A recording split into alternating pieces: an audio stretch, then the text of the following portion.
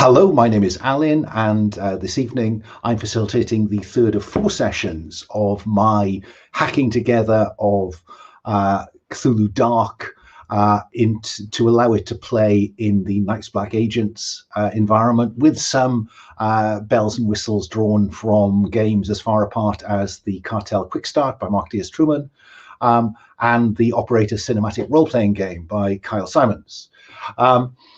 So this is a game about vampire conspiracies. If you want the setup for this, I suggest you look at session 1. All I'm going to say is that, you know, as befits a game run as part of the Gauntlet calendar, and if you don't know about the Gauntlet calendar of online games, then or about the Gauntlet, then you should type Gauntlet RPG into any respectable search engine and come and talk to us. We're just coming out of the weekend of the second Gauntlet Community Open Gaming Weekend. Speaking of myself, I ran 2 sessions and I had great fun, including a one-shot of this game. So, you know, we have Gauntlet Con coming up in the autumn, in October.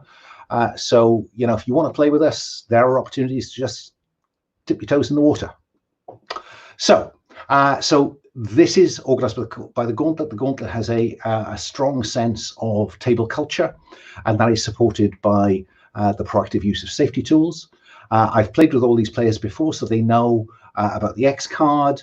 They know about the lines and veils we're playing with. I will invite them to add any lines or veils to the tab in the Character Keeper that we're using to record those, and I will check in just to make sure that I don't cross them. I suppose slight content warning, you know, we would expect a degree of gore in a game that involves a vampire conspiracy and its venal human pawns. But you know, again, check out the earlier sessions for a full kind of debrief on what we're about. We are coming out of last session where we saw that the team successfully extract an aging Soviet spy, Russian spy. But I think probably I'll let the players tell us something about where they got to last time. Starting, Josh, say hello, tell us something about Dmitri, and tell us where you think where you got to at the end of last session. Yeah, hi, I'm Josh. I use he/him pronouns. I am playing Dmitri Korzhakov, who also uses he/him pronouns. He is an ex-FSB agent who is involved in the vampire conspiracy, looking for the truth. And as of last session, he went to a hotel where a trade conference was happening. He discovered a vampire present there, and he noticed a person of interest trying to sneak out through the back. So he followed them out. He discovered that the vampire had waylaid them and was attacking them. He managed to chase off the vampire with a UV grenade and get into the back of a fake ambulance driven by his contract, Teddy Bickle, a local Viennese driver. And he is at the time of curtain, he is in the back of this fake ambulance with, what is the man's name? With Yuri Arkansky, who believes that he is being rescued by the CIA to be flipped, which is not the case, and I have not broken that to him yet. Yes, and I think you also have. Do you have any? Because the vampire took out the actual CIA extraction team, I think. Do you have those bodies, or does the vampire have those bodies? I can't quite remember where we ended up. Can you? I believe that I do have those bodies. Indeed. Yeah, good. I got them onto my trolley or whatever. Yeah, that's right. So there are 3 or 4. You take them to be the CIA. I mean, but yeah, you have 4 of the original extraction team in the back of your ambulance with Yuri. And you were in the back, and I think Theodore is driving like hell for the middle of Vienna and anonymity. Yeah, great. Meanwhile, Sabine, say hello. Tell us something about Dylan, and tell us where Dylan ended last session. Hi, my name is Sabine. I am playing Dylan Herbst, who is a former D&D specialist, I guess. He used to infiltrate other people's lives, mostly to get blackmail photos of them. Last time he met someone who he had, a Saudi prince who he had an affair with for a while, and then after the affair ran its course, I guess, blackmailed him with photos of said affair, which was frowned upon in Saudi Arabia. So that Saudi prince had no reason to think well of him, but Dylan is a really charming person, and he kind of tried to honest, like, oh my gosh, I'm so sorry this happened. I'm not with the service anymore, which is true. And he then told him his real name, not real name, but another name than he had previously given, so it's real enough, I guess. Yeah, and the Saudi prince was mollified and told him about a weird artifact that the Russian guy, Arkansky, had taken from Egypt and never returned. Wonder what that's about. I think taken from Saudi. What they wanted to talk about. Did he take it? I took it from the kingdom, I think, from the Saudi Arabians. I don't know. I remembered Egypt, but I've been running a World War II espionage game set in North Africa recently, and so it could very well be that I said Egypt. Okay. In which case, Egypt it is. Fine, thank you. Puckett, say hello. Tell us something about Mia Smith, and what you remember about last time. Hi there, I'm Puckett. I use he, him pronouns. Today I'm playing for me, Mia Smith. And Mia's the hacker, gadget, weirdo, occasionally overly aggressive member of the team, I guess. She can overreact a little bit at times. And last time she was basically sitting in the safe house, directing traffic, trying to make sure people had eyes in the sky where they needed them, had resources in as much as she could provide remotely. And if I remember correctly, she kind of owned the Russian embassy's hardline. So she did, and got camera and I think audio feed from their security system. And also owned the hotel, which is something that I think may play in this session. I've had an idea about that for a while. Let's see where we go. And finally, let's move to our fourth character. Bodhi, say hello. Tell us something about Charles. Now, Charles wasn't here last time, and we'll segue into where he was shortly. But tell us something about Charles at this point. So, hi, I'm Bodhi. I use they, them pronouns, and I'm playing Charles Dreyforth, who uses he, him pronouns. And Charles is an entry specialist, covert or overt, your pick. And he's the only former criminal member of the team. Used to be a part of the Collectors Guild, the ring of high-end art thieves. Very kind of suave, very well dressed, very British, and very protective of his fiancée James, who was also a former member. And we are the only survivors of the Collectors Guild after it got burnt by the vampire conspiracy, after retrieving an artifact for them that was, the knowledge of this was too sensitive to let our team live, but James and I escaped. And I'm right in thinking the exact nature of that artifact we have left unclear. Yes. Whether it's unclear whether Charles knows what it was, or James, or whether they know and nobody else knows, I think we've left fairly grey. I think we have. Okay. Yeah. And so I think what I'd like to do is to start by just because this rule system, if you make use of the person most important to you in the world, your anchor. In this case, for Charles, it's James, his fiance. If you make use of them during a session, then they are added to the conspiracy target list. And so what I think we probably see, and this happened in session one. So in session one, the group assaulted a human trafficking hub run by a conspiracy proxy in Hungary. And at one point, I think, Charles referred back to some time spent with James as a way to just center himself and just calm himself in a stressful situation. And so I put Charles on the conspiracy hit list.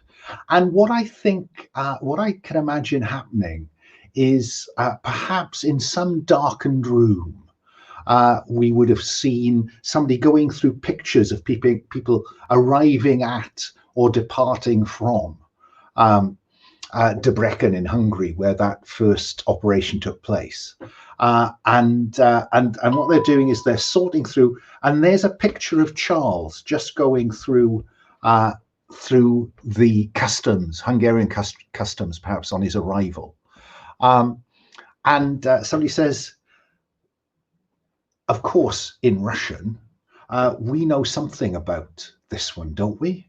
And you can see somebody looking in a file and say, yeah, look, there's a suggested connection with this one. And they lay down in full view of the audience a picture of James. And the guy says, get somebody in England to take a look at this one. And so I think perhaps we will see some covert surveillance take place then of James as he goes about his business, and a threat. So let's imagine now that Charles, concerned about James, maybe James has contacted Charles and said, look, I have this horrible feeling that I'm being watched. And Charles, being the loving fiance he is, I lost you then. You cut up a bit, Bodhi. Try again. Sorry about that. I was saying, I imagine a code phrase is probably involved here. Kind of, I think I'm being watched. Kind of, the stars look lovely tonight, or something. Yeah, the stars are out. Go wide as I see this. And so I'm imagining Charles hopping on a plane from Vienna, where he was due to be part of last time's operation, heading back to the UK to try to ensure that James is safe. So what do we see in that scene with Charles and James?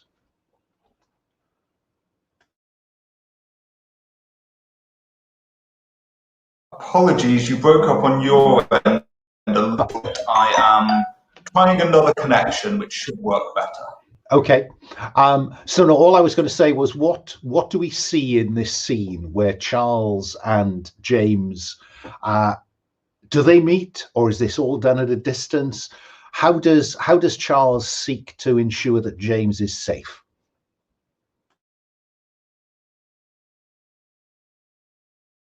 You've frozen entirely there, Bodhi, for a bit. Yes, that should hopefully, that was me changing connection. I didn't realize it would take so long. That should hopefully be better. That looks vaguely better. Go ahead. Fantastic. So remind me of the last thing that you said, because that cut out for me. So what I'm wanting, I suppose, is just a little pen picture of how Charles is going to seek to make sure that James is safe. So I think that we're kind of burning through safe houses for James at a rather alarming rate, but I don't think we've quite reached the end of our resources there. So I think it looks like me first, before even going to see James in London, it looks like me meeting with a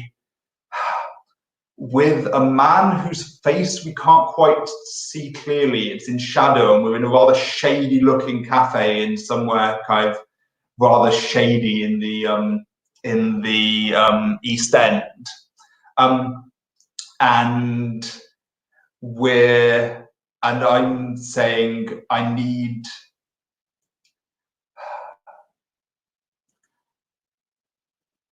the keys to Mitchell Street, and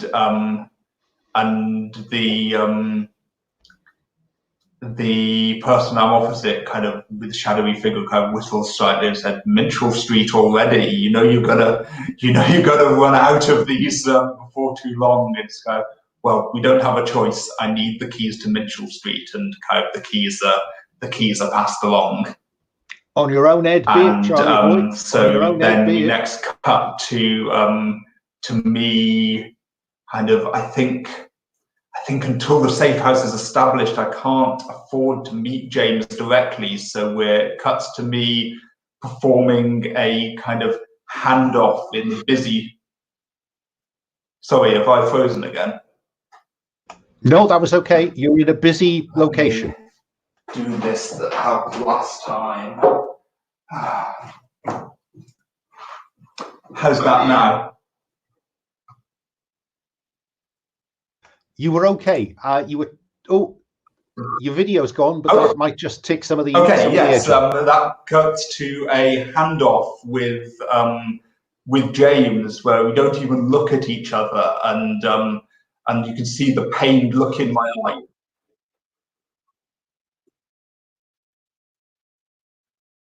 Yes, I did that deliberately, just to kind of preserve bandwidth. But so you see the pained look in Charles's eyes as he's forced to hand off these safe house keys and instructions to James in kind of just as we pass each other in opposite directions in the street and can't even acknowledge each other's presence. And then we cut again to 2 days later when we finally found ourselves in the safe house together. And I'm just saying, this, we can't keep doing this. We need a different country, a different name. We need to get more steps ahead. We're only 1 step behind at the moment. Like, there's maybe 3 more safe houses on the list, and then we're done. Like, we need a different approach. And James, I think, will say, look, Charles, I know you're doing this for the right reasons. Go back, do the work that needs to be done. I can look after myself.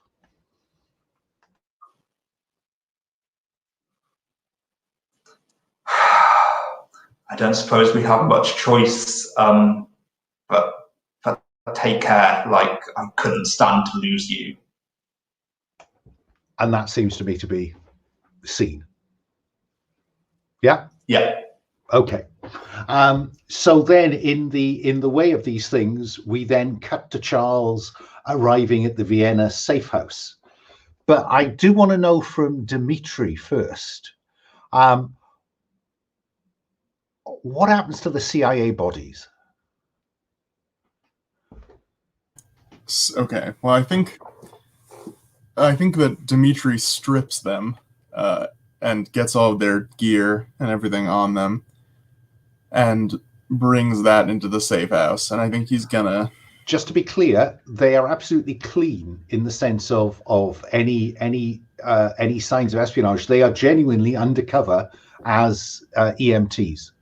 Okay. Well, in that case, in that case, I'm probably still gonna have to strip them clean, and I'm gonna entrust Teddy with dumping them in a river somewhere, and hoping that these people have sparse enough documentation that it will be some sort of, cold case true crime mystery when they get found, and not something tying them back to the shootout at the hotel. Yeah, I think probably we will see again some Viennese policemen sending a file of video, surveillance video from perhaps beside a canal somewhere, to an unknown address, because having engaged with Theodore last time, he too is now on the conspiracy hit list. He will stay there until Dmitri gets through an entire session without calling on any contacts at all. Yeah, but he's at risk. You know, it's not yet a concrete risk.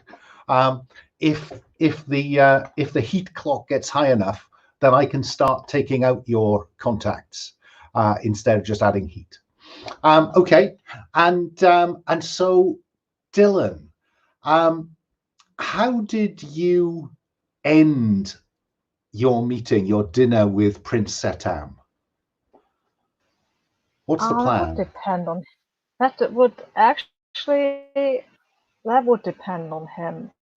Dylan would aim to have an amicable ending. If Saturn wants more, fine, he'll get that. If he doesn't, that's fine as well. There might be the promise of something to come, but maybe not.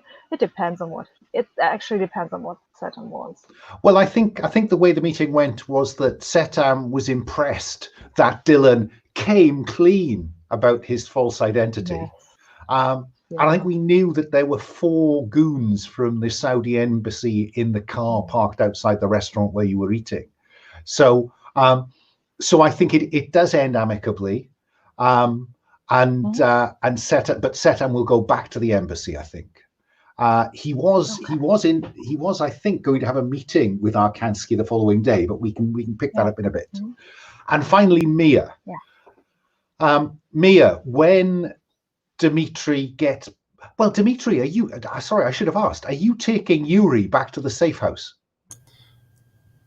I think I have to. You don't have many options. Yeah. So he's with us. I think when I get back, you know, Mia is there, I assume, at whatever, like, tech station she has. And I'm going to... The entire safe house? Yeah. So I'm going to leave Yuri in the hallway for a minute, and I'm going to run in and, like, go to Mia. Like, you're ex-CIA, right? I need you to handle this. He thinks that this is a CIA extraction, and I do not know what will happen if I break that illusion for him. Right. We're a multinational task force. Got it. All right. And then I, open the door for him and let him in. And he comes in, and I think as I described him, I think I'll read what I put in the lead for this operation. Yuri Arkansky believes Dmitri and the dead EMTs are the CIA extraction team he was expecting after the extraction was arranged through his Dr. Ingolf. He is not as shocked by the vampire's appearance as you, Dmitri, might have expected. He doesn't know how the conspiracy found out about the extraction, but is clearly concerned they will come after him and you. He is worried about his granddaughter, Anna, who is flying into Vienna tomorrow. He wants reassurance that you, the CIA, are going to protect her as you promised in return for what he knows.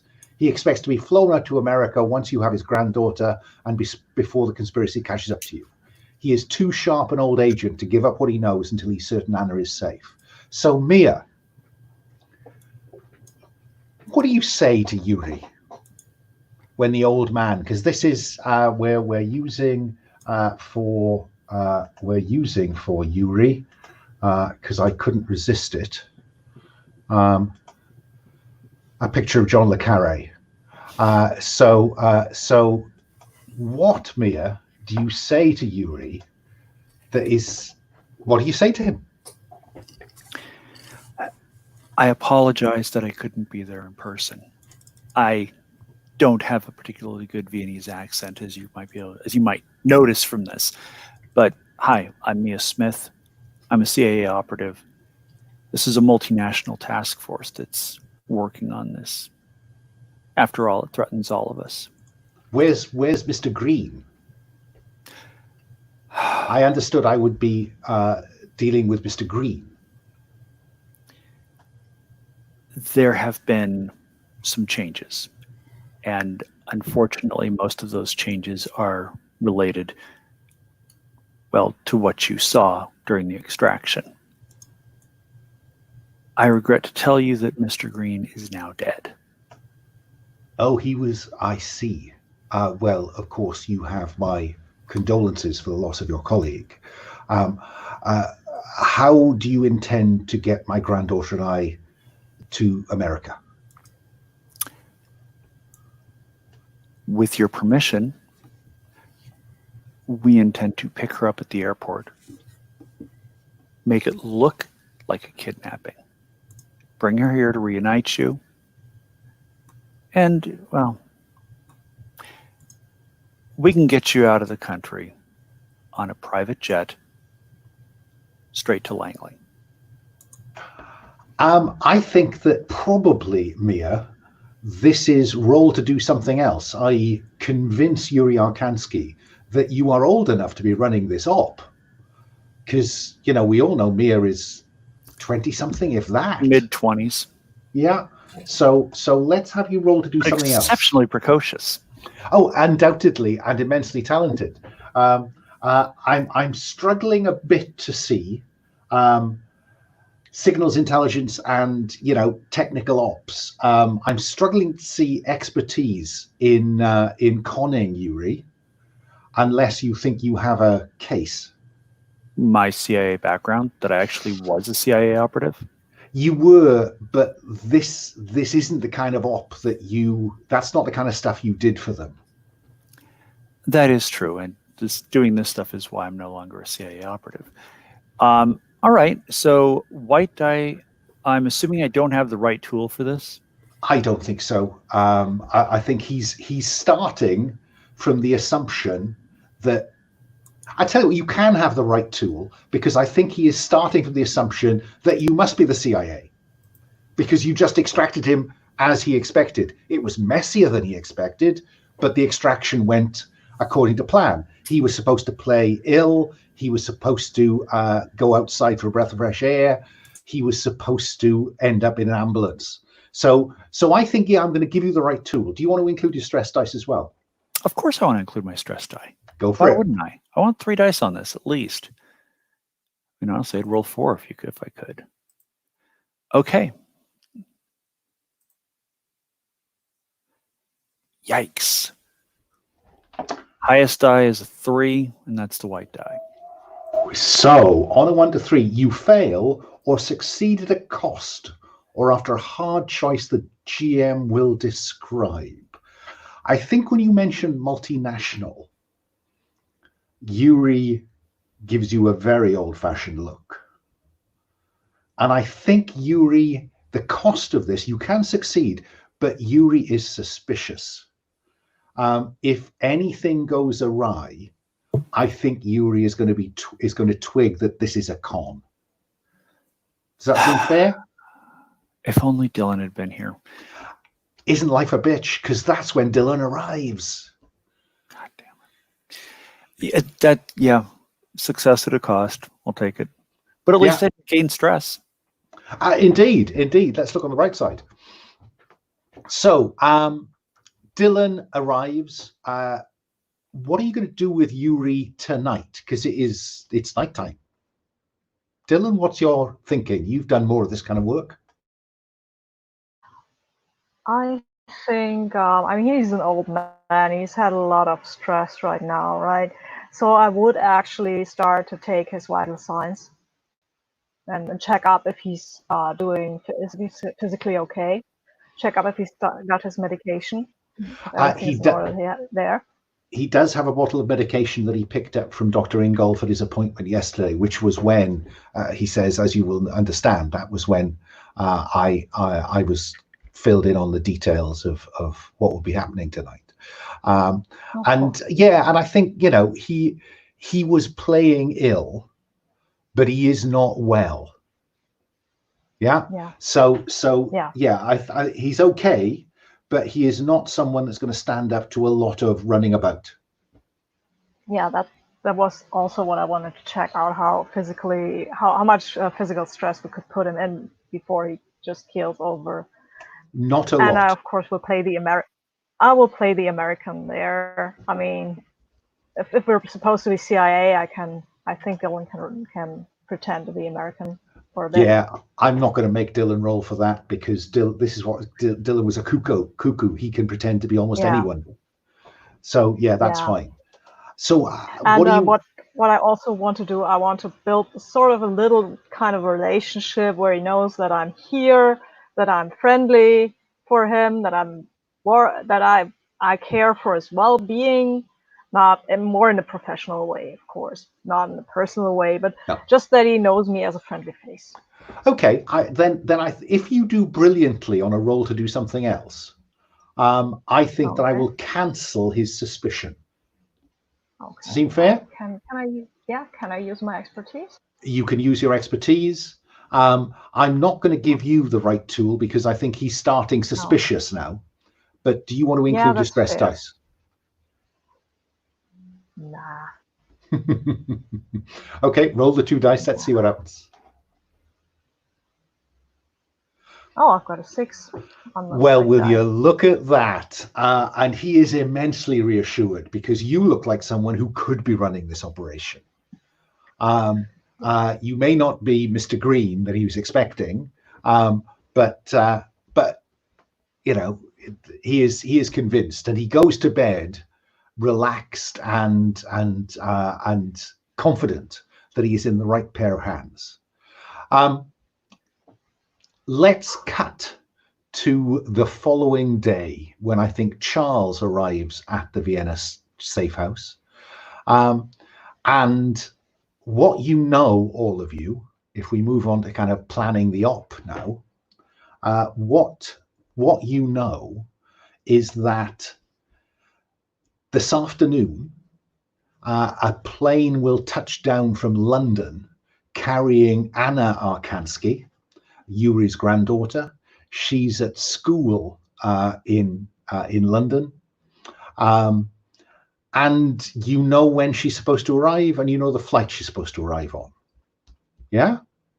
So let me go through the kind of operational planning stage of this vaguely mission-based RPG. Let me start with Mia. Mia, what cool thing do you want Mia to be seen doing during this operation or this session? I figure we're probably not the only people looking for her. And I want to have as much of the security and surveillance infrastructure of the airport and surrounding areas under my control.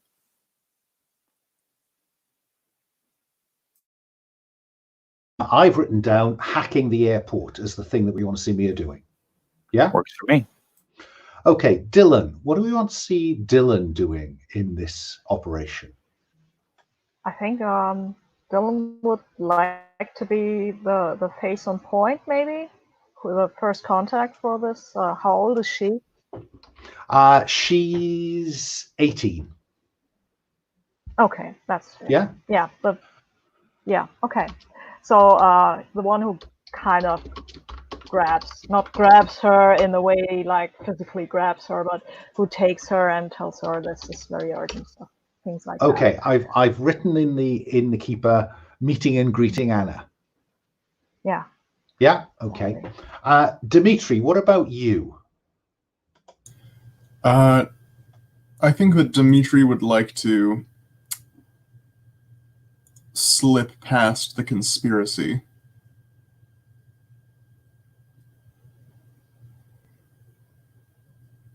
Okay, so if I was to put something like mislead or get past Something the conspiracy, who we frankly therefore expect to be on site at the airport. Yeah. Yeah. Okay. I think we expected that all along anyway. So. Okay. And Charles, what do we want to see Charles doing? I'm obviously leaning towards ingress and egress, but I think I want Charles kind of hot wiring cars, picking locks, but doing it under kind of trying to do it smoothly under time pressure, maybe kind of like egressing via kind of go some of the way and then change vehicles to a completely random one and quickly hotwire it, and then kind of slick egress. Okay, so I've put hot wiring cars and picking locks under pressure. Yeah. Okay. So that's what we want the characters want to be seen doing in this session. What about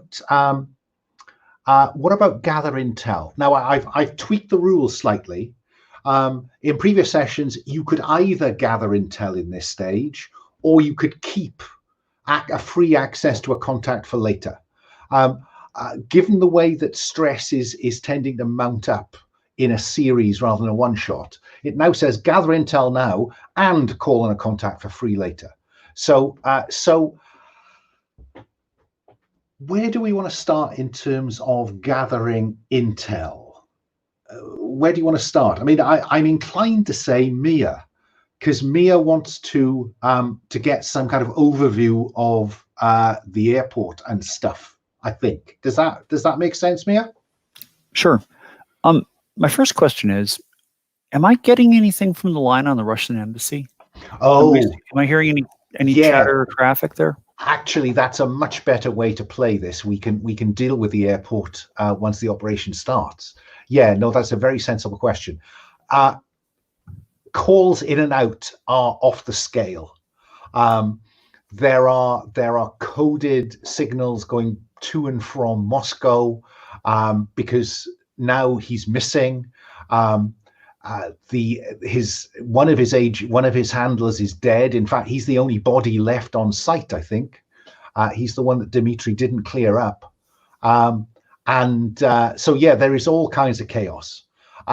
People are canceling his meetings. They don't want it known that he's missing, but clearly the embassy is doing all it can to work out where the hell is Yuri Arkansky. Yeah. Gotcha. So that's the basic information. If you roll to investigate, then I might be able to give you some more specific stuff. Why not? What could possibly go wrong? Indeed, it's all going so well so far, isn't it? So expertise and right tool. Yep. Stress dice. You know me too well.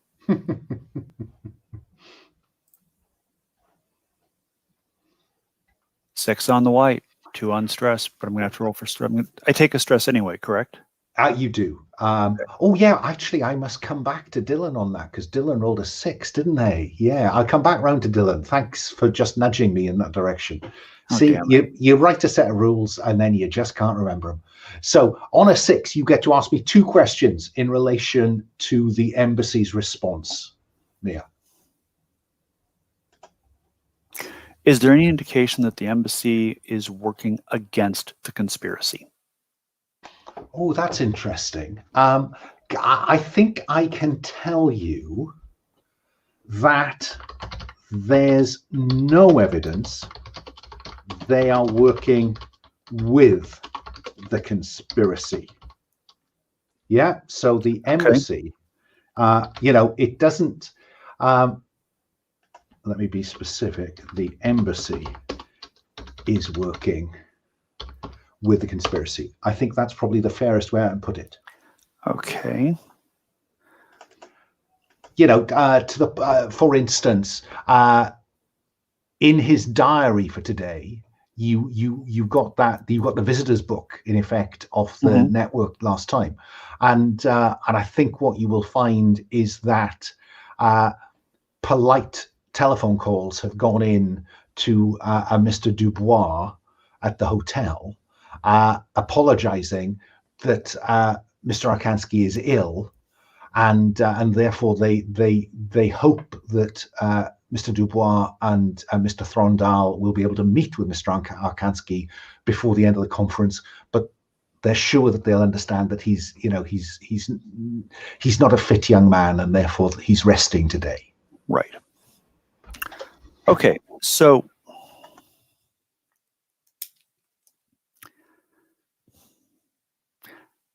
how can I get the staff at the Russian embassy and the vampires that we know of in Vienna to go after each other?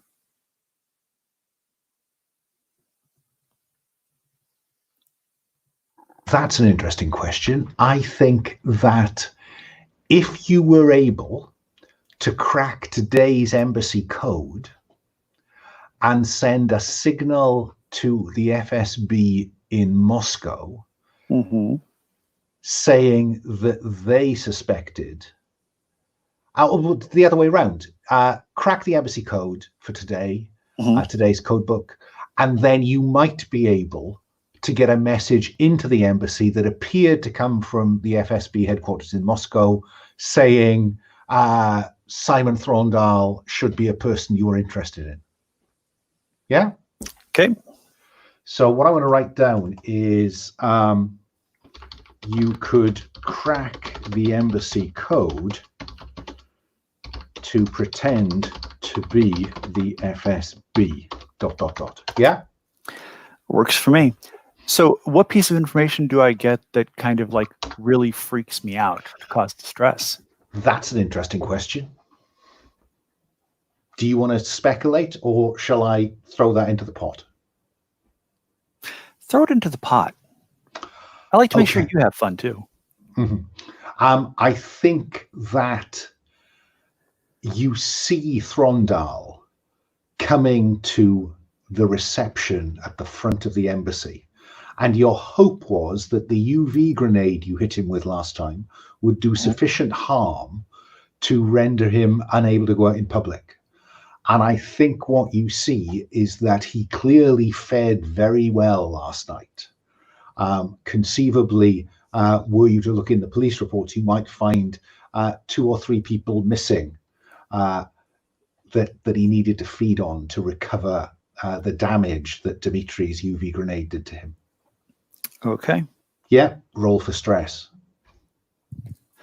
I thought he just took one automatically. Because I rolled 6 on the white die. No, if your stress dice is equal to or higher than the other dice, you automatically take it. If you roll a 6, you just have to roll for stress. In that case, let me just character sheet real quick because I took it automatically. Rolling the stress die.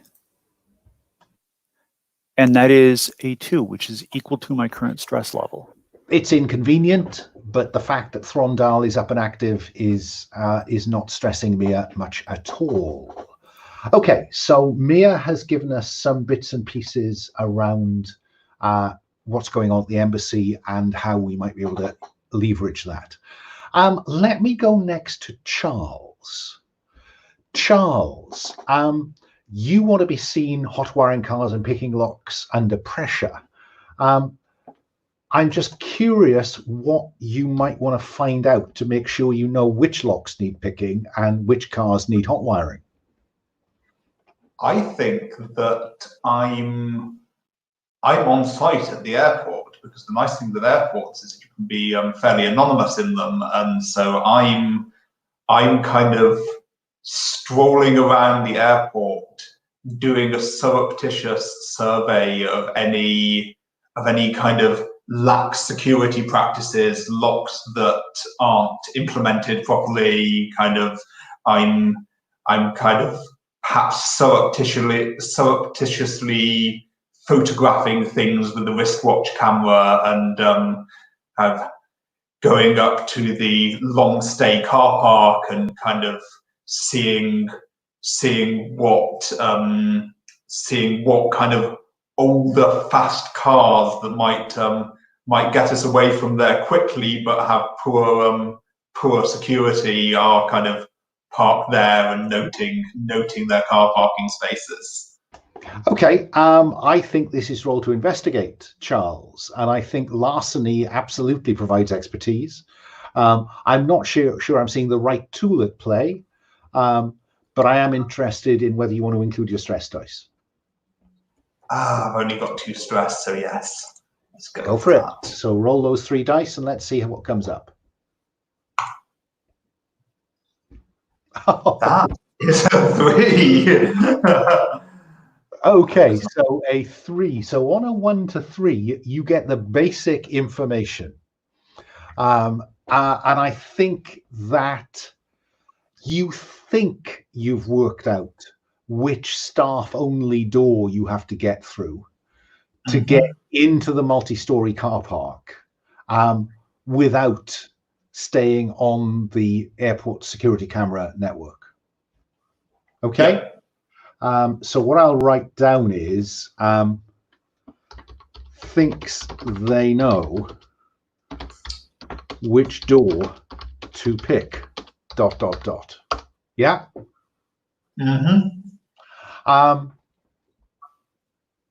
Sorry, I put that in the wrong place. So let's go to Dylan. Dylan, how do we see Dylan prepping for the op? I think he will. He will ask a little help from Mia, because he needs to get into Anna Arkansky's. That's her name. That is her Anna. Instagram page. Yeah, her Instagram page, her Twitter account, her social media presence, basically, just to get a feel for who she is and how he might approach her. I just look at you and sigh. Yeah, I mean, I don't think you need to do that. I think you can just browse her social media. She's an 18-year-old with negligible internet security understanding. She posts far more than she should. And so I don't think you need anything other than basic skills here. And it's the kind of stuff that Dylan has done, you know, in terms of just getting a surface picture of a target. So I think we're working with expertise here in terms of investigate. Okay. Do I have to roll for stress because I rolled a 6? Oh, thank you for reminding me. Yeah. This was, yes, I know what it is.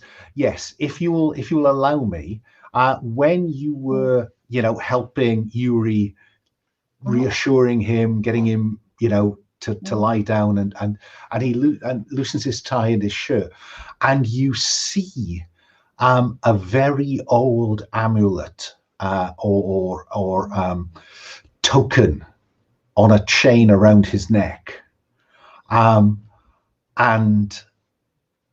it has on it what you can only think of as a stylized ancient engraving of a vampire.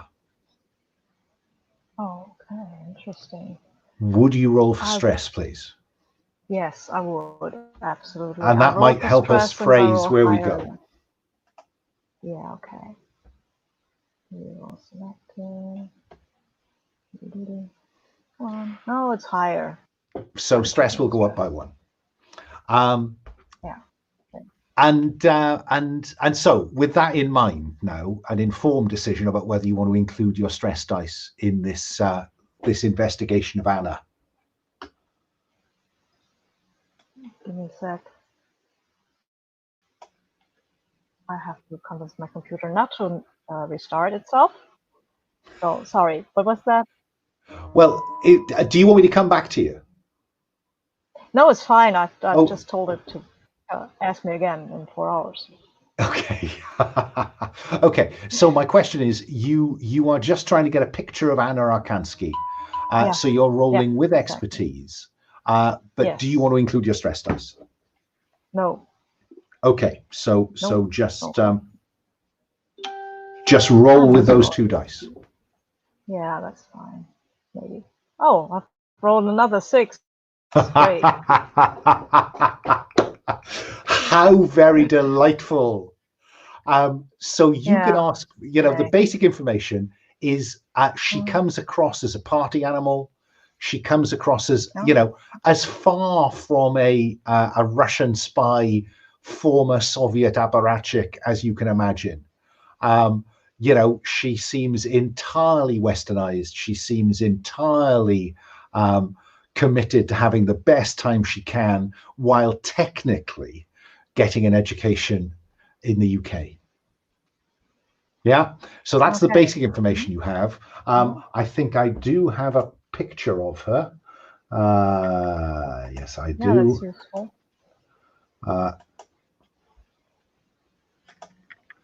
There she is. Okay. Yeah. Yeah. Okay. So that's what you get for nothing. Are there two questions you want to ask that will help you in convincing her somehow that she should say hi when you meet and greet? Yeah, okay. So what I want to know, I think, is, yeah, I need some kind of, is she aware at all that her grandfather is involved in shady stuff? I shall write down. Is there any indication? She thinks Yuri is just some kind of diplomat. ... Okay, diplomat is good. I can use diplomat. Because then she has to be aware that there are international incidents. I would like to know what her, let's say, people have preferences, what kind of nationality they would trust. Would she trust an American? Would she trust a British guy? Would she trust a Russian?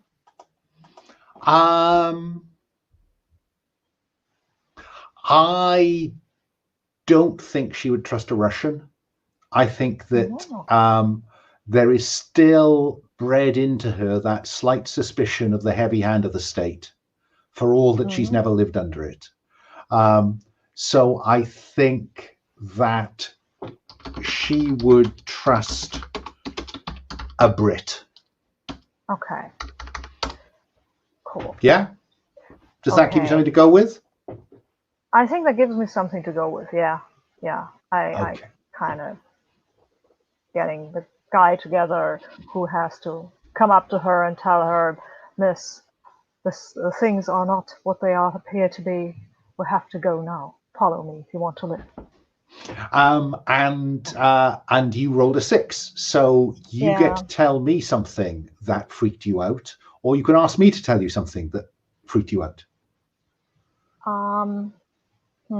Something that freaked me out.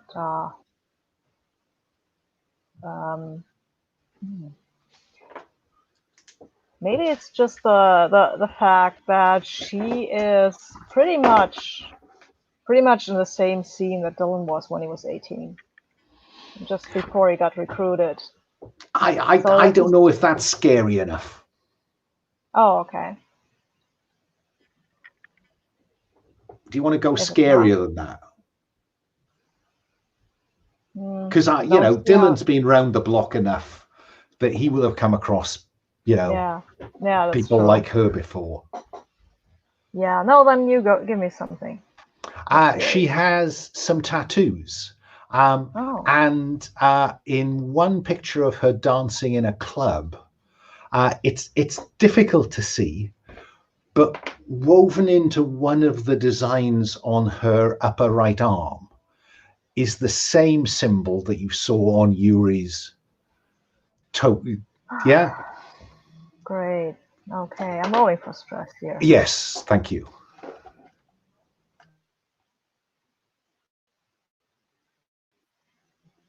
Oh, I've rolled 3. It's equal to my current stress. No, on a stress roll, you have to exceed it. So you do not increase your stress. So that's worrying, but not frightening. Okay. So we've got a bit of information about Anna. We've got a bit of information about the airport. We've got some possible levers to pull on the Russian embassy. Dmitry, what do we see you doing in terms of gathering some intel for this op? I think that Dmitry is going to look at, flights coming in and out of the Vienna airport to try and find...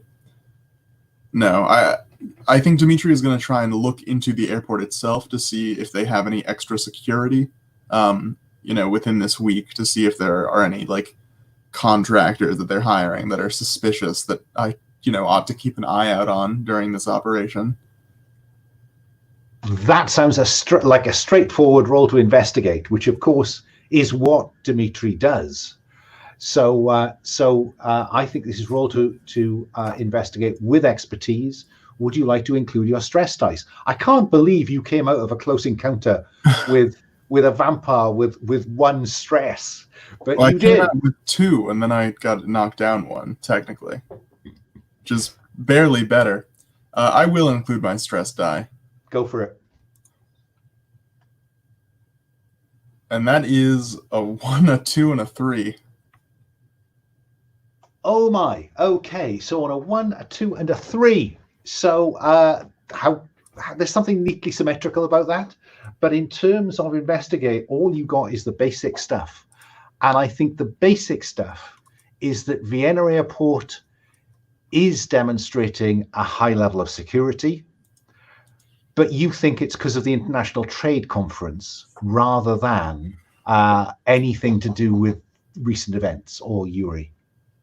Okay. Yep. Now, one of the rules is that when characters roll 1 to 3, I get to mark the heat clock. And so I'd already marked it twice because you've been rolling so well, folks. It's gone really well.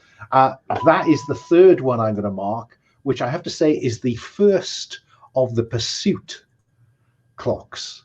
And I will just remind you that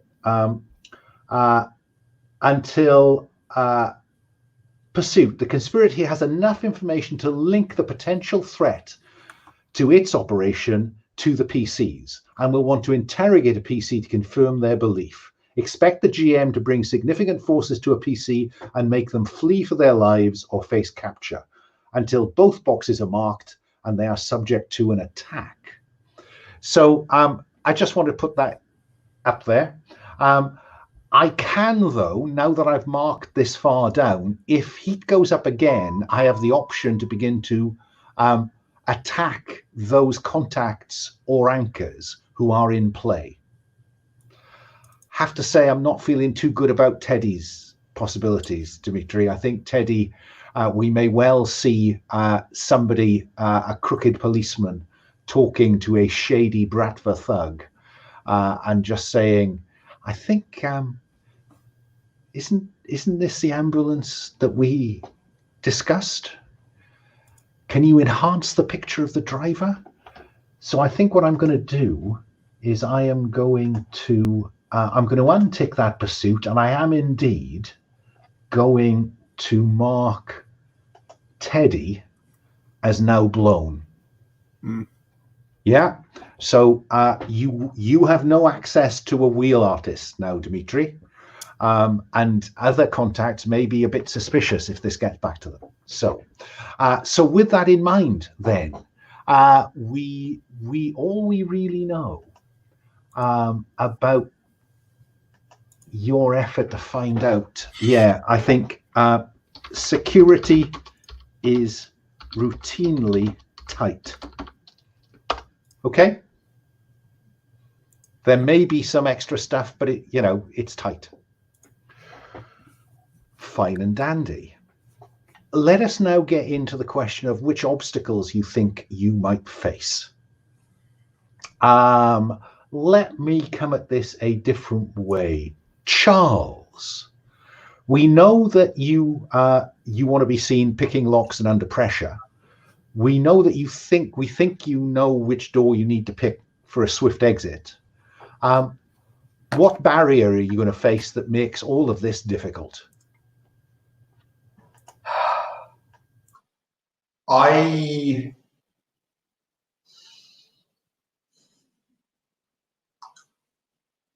think that something, tell me if this isn't the right sort of thing, but I think that something has changed. I think that something about the physical layout or physical security at the airport has changed from when I've done my recce to the time that we're doing this op, and so things are not as I. Okay, I have written as an obstacle. Are you sure this is the right door? Yeah. Okay, so we thought we knew the way out. Maybe now we don't. Okay. Let me work my way backwards up the sheet to Dimitri. What obstacle, Dimitri, are you imagining? Well, I think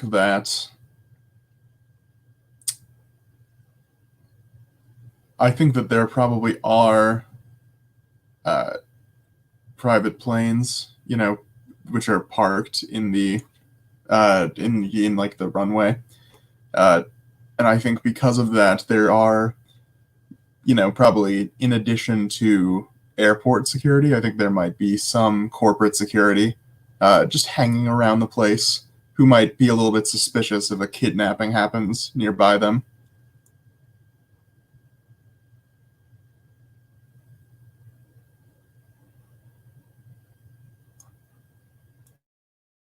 I will unmute You're myself muted and say that now. again. Yeah. What I've written is private contractors on site. Yeah, So that makes sense. people like you. Yeah. Okay. Dylan, what are you imagining as a barrier? Oh, maybe she's not alone. Maybe she brought a boyfriend or a girlfriend or something. Oh, that's delightful. Anna has a love friend. Yes. Oh, that's a delightful, delightful challenge. Finally, Mia. Yes. Please bear with me. My kid called, so I had a few minutes. I missed the question that you're asking. Okay, this is the obstacle or the barrier that you have to overcome. And so far, we have Charles is suggesting that maybe the details of which door leads to the right way out he was going to kind of crash.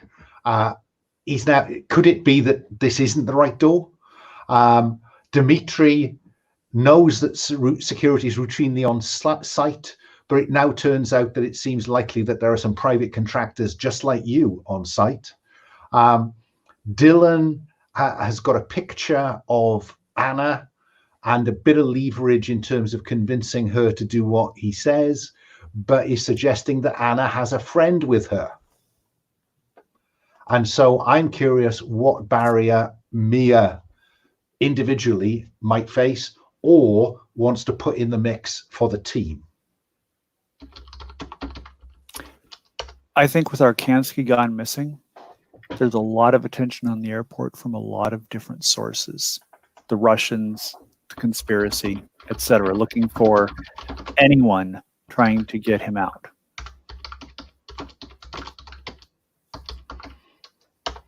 I'm going to add to my to what you got from the embassy, Mia, by saying that they are expecting Anna. Okay. Yeah, they know that she was coming to see her grandfather. So I've written the Russians and the conspiracy are on site. Fair enough. Okay. So those are the obstacles we're facing. I'm going to suggest that the first GM obstacle I'm going to put in is that airport security. No, I'm going to be clearer than that. Mia will need to be on site to hack the airport, because it does strike me that airports must be among the most data conscious, security conscious. So while you can get access to arrivals and departures from the Home Office, but I think if you are going to hack the airport in a meaningful way, you are going to need access to an airport terminal. So not just on site, but in the actual airport. I think you need to get behind one of those staff-only doors.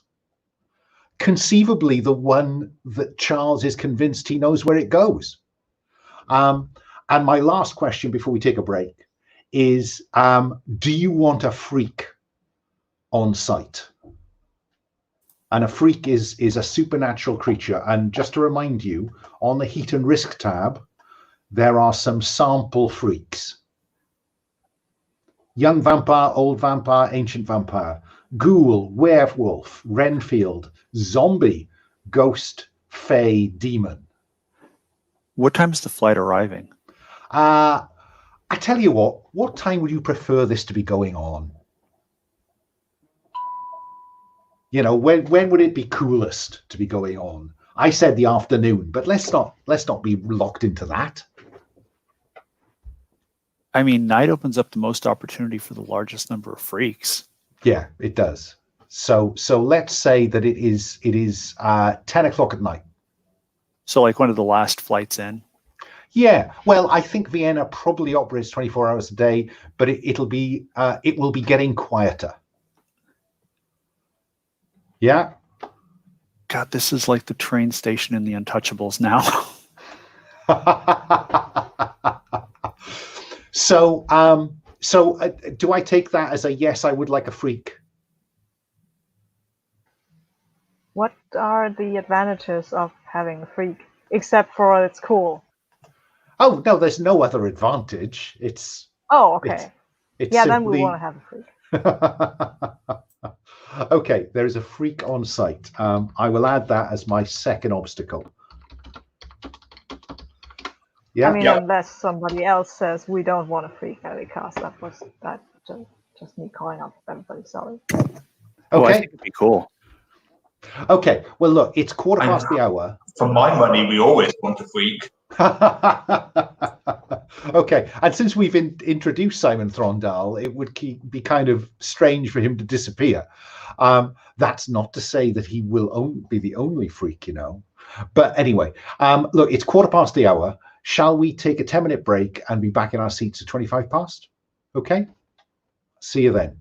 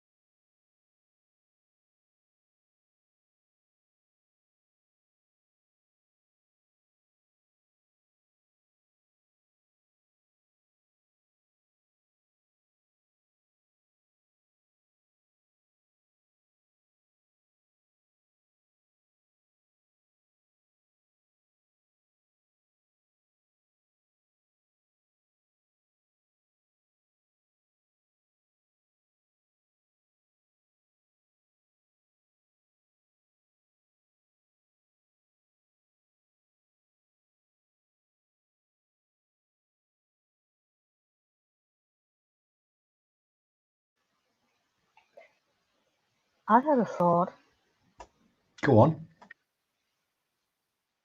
I mean, before we go to meet Anna, I mean, I could just ask her grandfather to give me some kind of sign that we are with him, right?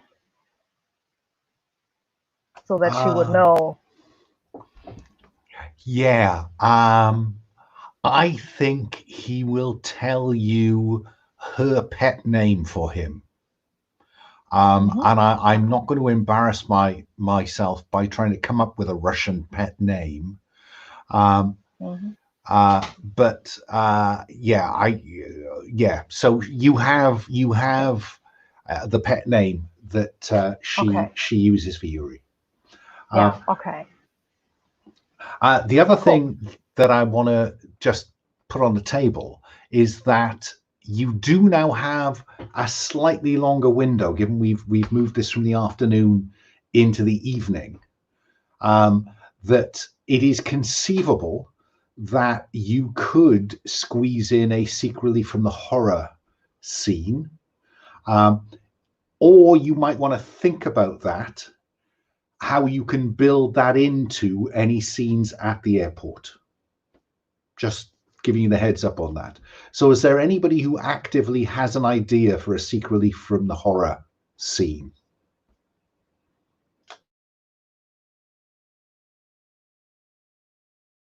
I mean, you're looking pretty cool at the minute.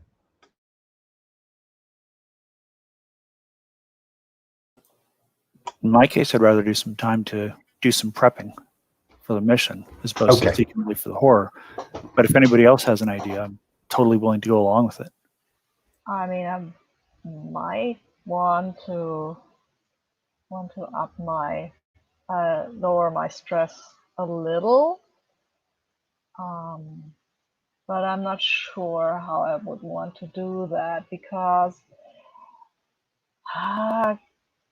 indulging or abusing or bullying people, it's not just getting drunk or using some drugs. I don't know. I guess I guess I'll have to see what comes up. No. Let's do it. Please. Okay, that's fine. Sure. I would like to, but nah. Because none of them have an easy out in terms of what might happen. Okay, so yeah, let's cut then to the airport at that evening. I think probably we open on Dylan. And Dylan, is your idea to greet her on this side of the arrivals barrier, or are you expecting somebody to get you on the arrivals, the air side of the arrivals barrier? As soon as I can, I guess. It is possible that, Charles, you could use that door that you're pretty certain would give access to airside if you wanted to. Yeah. I think you see me kind of leading the way and kind of getting to this door and kind of fiddling with lockpicks and bypassing opening sensors and such like. And while Dylan stands between you and a camera. Yes. Yeah. And I'm absolutely watching Charles because the mannerisms and the accent is very British, and I need that. So. Oh yes, yeah. Just prepping for your impersonation of Charles. Sorry, I should have asked you two other questions before we got to this point that I forgot about. Currently, I'm assuming you are all lightly loaded. Remember, you don't have to select equipment until you need it, though anything that is not a tech toy. So you can have stuff, but if it's an automatic weapon, you will have to flash back to a meeting with a contact to get the automatic weapon. If it's a heavy weapon, you'll need to flash back to a meeting with a contact to get a heavy weapon. But you have all the tech toys in the world you would wish to play with. But I'm assuming at the moment you are all lightly loaded. If I'm wrong in that assumption, would you mark what level of load you're at? Lightly loaded, you're light on your feet, you pass for a civilian.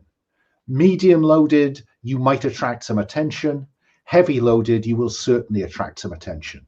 So I'm not seeing anything change on the character sheets, so I'm going to assume you're all lightly loaded. I do have a question. Go on. Is there any chance that Dylan could procure an airport service worker's uniform for me? I think I'd count that as tech toys. Okay. I think I'm prepared for you to have a set of overalls that look vaguely convincing, Mia. Would that mean that I could have a heavy load for my tech toys and the tech stuff to make it and arouse a little less suspicion? I think you could. I think I'd allow you to have one less level of suspicion. Okay, fair. Yeah. So if you're heavy, you'll count as medium for suspicion. If you're medium, you'll count as light. Yeah. I need my drones and I need a laptop. That stuff is kind of okay significant to lug around. Okay. So mark yourself up as medium or heavy, just so I know where you're at. And then we cut back.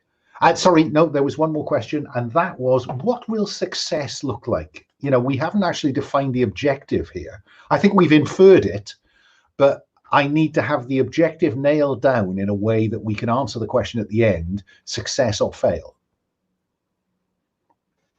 I think the success or fail is whether Arkansky tells us this about his secrets or not. I mean, our way to this objective is getting Anna to him, but our objective basically is getting him to tell us his secrets. Yeah, that right? I think that will be the lead you will get if you meet your objective. So what I'm going to write down for the objective is reunite Yuri and Anna and convince him he's on the way to America. Yeah. Because that is the point at which he will tell you what he knows. Okay? Seem fair? Okay. Okay, so I know what our success looks like. Okay, finally, back to Charles, who's been tinkering with the door for some time now. So Charles, this is roll to do something else. You have larceny as expertise, which is absolutely an intrusion.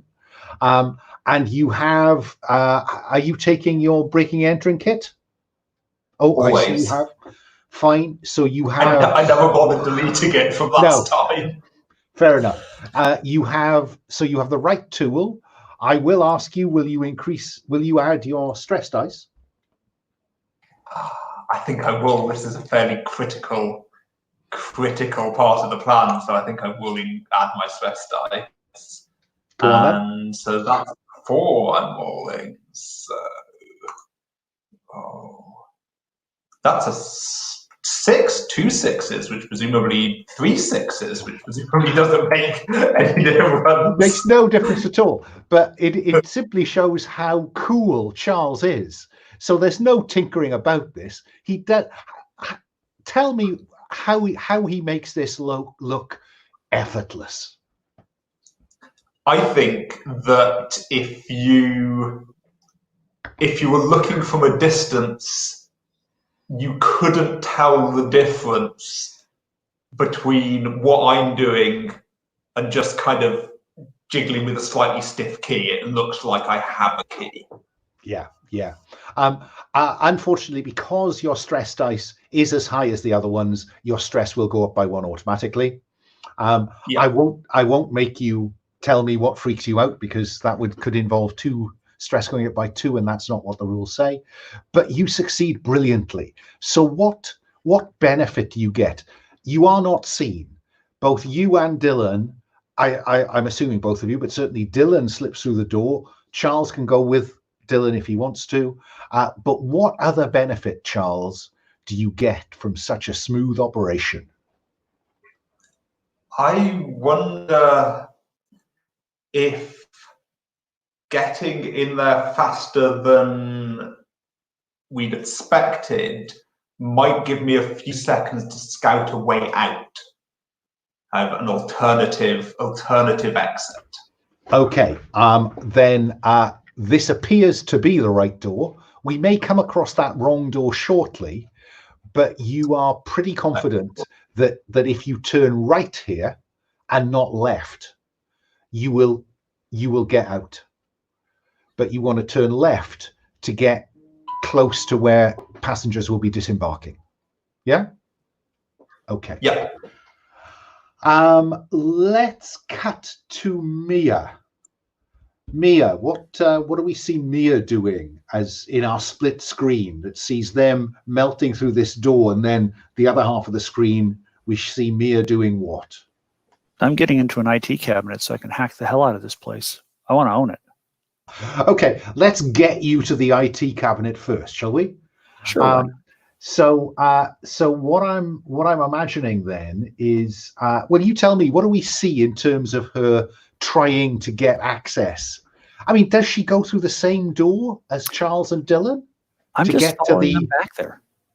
Okay. I mean, we've got a point of entry. So, and I'm kitted out in what looks like pretty much like a telco repair person. You know, with like a little trolley of stuff. You know, you got the belt and you got the boiler suit and you got the hat on and everything like that. A couple of wrenches and whatnot. Just there's no reason an IT person needs wrenches, but why not? Might need heavy objects are always useful. And Okay. so I'm just trundling around back there, looking like I'm supposed to be, like I'm where I'm supposed to be. Now, this perhaps is where Charles's barrier, that it's a bit more complicated back here. They've done some work since you worked with some plans of where stuff was. So I think I need Mia to roll to do something else to swiftly find this IT cabinet that she's aiming for. Yeah? All right.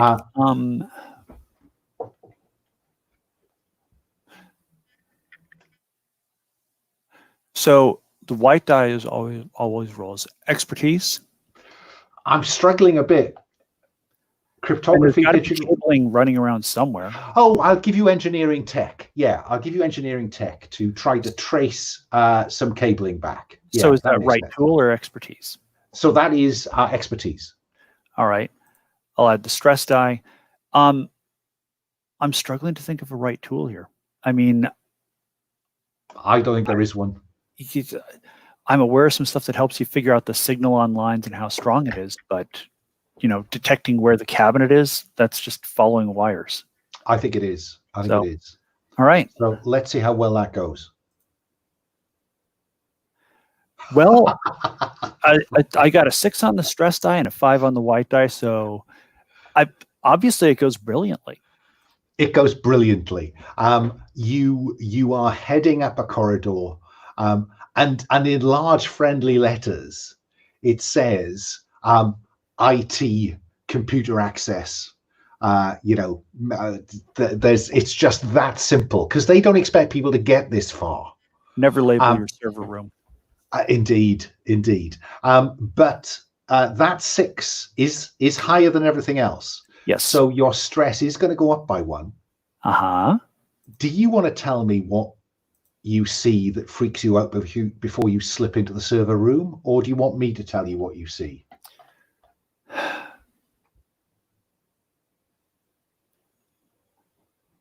have a sneaking suspicion we might say something similar. So let me just go ahead and toss this out there. I happen to see, I know him, although he doesn't know me. But for some reason, Simon Throndal is walking around back here. Great minds often think alike, indeed. As you are heading up, you are passed by Simon Throndal and a couple of kind of professional-looking goons who are also somehow on the wrong side of this door, the illegal side of this door, and they are heading in the same direction as Charles and Dylan, but they are some distance behind, okay? And I'm imagining, Mia, that you're using the secure comms that you have to the team to tell them this. I'm I imagine we have some sort of click code for when we can't speak for obvious reasons. And I'm basically just clicking freaks on the way. Dimitri.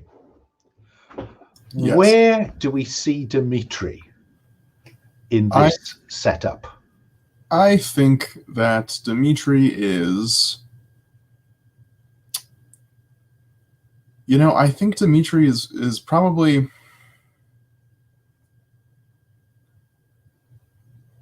He's probably in the public terminal of the airport, I think. I think that he is not... I think he has like half an eye on the arrivals board to see, trying to just sort of like track what is going on. And I think he's trying to keep an eye on what is happening in the airport, and if there are any like movements, if he sees any of the security like running in one direction. Yeah, that way he can keep an eye on everything. let's have him roll to investigate, I think. And I think that this is probably investigate or tradecraft. Set a spy to catch a spy. So you're rolling with expertise. I'm not really seeing right tool in play, but there is always the stress dice. There is always the stress die. I will... Yeah, I'll roll the stress die. And that is a 6. You guys are just crushing it, and me with it. So that is 6 on the expertise dice, and a 5 on friggin' stress. Yes, so I do gain, or do I not? No, you don't. No, I mean it's just the quality of your dice rolls are just phenomenal. So on a 6, you succeed brilliantly.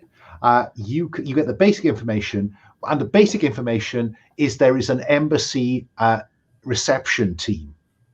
Yeah. But there is the official embassy reception team, which is probably some undersecretary and a chauffeur with a, Arkansky sign.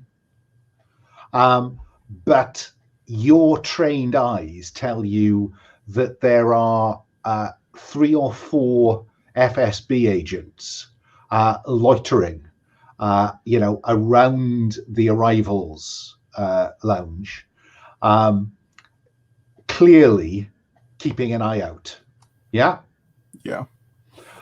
So that's what you get for nothing, but you can ask me 2 questions, and then I will ask you on the basis of that 6 what freaks you out and causes you to roll for stress. But let's start with the 2 questions you ask me.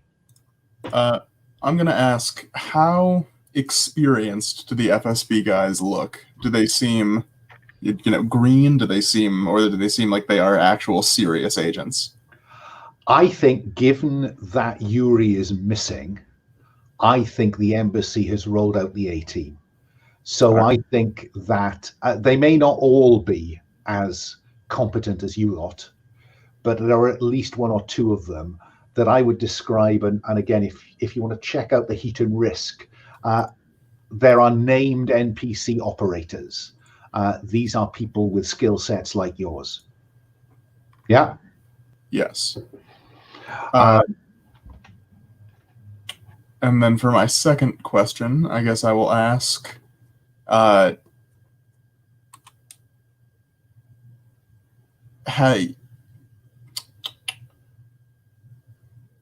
the Arkansky plane departed, or what's the opposite of boarding?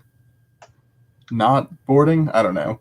Disembarking. Disembarking. Has the Arkansky plane disembarked yet? Does it say that on the, I think that it's arrived on time. I'm not going to say they're disembarking till I know whether Dylan and Charles and Mia are set up, but there's no indication of a delay yet. All right. Yeah. Yes, I think Dimitri notices the FSB guys. He sort of recognizes their stance and what they're doing. And I think he's gonna, he's definitely keeping an eye on them. Does he actually know one of them? Ooh, does he? That would make his life a lot harder if he did. I'm simply asking the question. I think that's the stressful thing about it. Oh, how delightful. Yes. Yeah. There's you knew him as Vladimir Izgorsky. And he is, oh, let's make him threatening. He's an FSB wet worker. He kills people for a living. So there's Vlad the wet worker. And yes, that is indeed what triggers the roll for stress, please. And that is a 2, which is above my current stress. So that is indeed Dimitri very stressful. Breaks a sweat, fists clench. Maybe, how's he dressed? Is it, does he try to make himself less obtrusive just in case Vlad recognizes him? I think, yeah. So Dimitri sees him, and he sort of catches a glance of him, and he sees him, Vlad doesn't see him, and he sort of pulls up a hood and he sits down on a bench and crosses his arms, like, muttering, like swearing under his breath a little bit. Because Vlad is not the kind of person you want to be on the wrong end of. Exactly so. So we have the Russians this side of the departure barrier. We have our vampire and a couple of goons on the other side of the barrier. Charles and Dylan are ahead of the game, and Mia is about to determine whether she's cracked the system. Let me cut to Charles. It's a maze back here. Let's see how good you are at getting where you need to get. Just to check, Dylan, are you hoping to get to her literally as she gets off the plane? As soon as possible. Okay, I can get her on the plane while she's on the plane. That would be even better. And I realize now that with the time frame pushed up, we might have actually done that. Damn. So my schoolboy view of airports is you have the airplane, you have the walk to customs, you have border control, you have luggage, and then the departure, and then the arrivals, and then outside. So currently she is on the plane. Where in that sequence of just off the plane, before border control, before baggage, or before she walks out of baggage into the airport proper, where are you hoping to pick her up, Dylan? Probably, messing around with border control. Yeah, it in England. Wait, not in Vienna necessarily. It didn't necessarily exist in Vienna, because England is paranoid about the whole border thing, but Austria never was, so it might not. Well, there would probably still be like a customs area for international flights from outside of the whatever it's called zone. EU zone. And but sadly she's traveling on a Russian passport, so okay, then she would have to go probably through some. I don't think I want to mess with border control here. Okay. We have enough problems without putting the Austrian government and pulling them into the mix.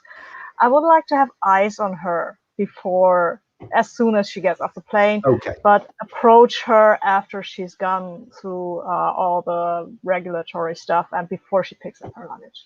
Okay, so we're looking at you need to get to that enormous space with those endless conveyor belts with luggage on and people milling about trying to get their luggage. Okay, Charles, can you get there on time? Because it is slightly more complicated back here than you would imagined. So you are rolling, I think intrusion counts.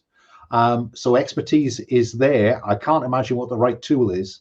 Do you want to roll with stress? Yeah, go on then. I mean, you could always throw James under a bus again. So you're rolling 3 dice. Yeah. And assuming that it doesn't do the thing where it changes afterwards, I have a 6 on expertise. My goodness me. So you are there in good time. You get Dylan into that luggage hall in plenty of time. Yeah. And I think I'm staying on the employee side. I'm staying behind the scenes and kind of starting to think about prepping our exit. So that if Dylan can sweep up Anna and you can get out through the door you've just let Dylan in through. Yeah? Okay. Yeah.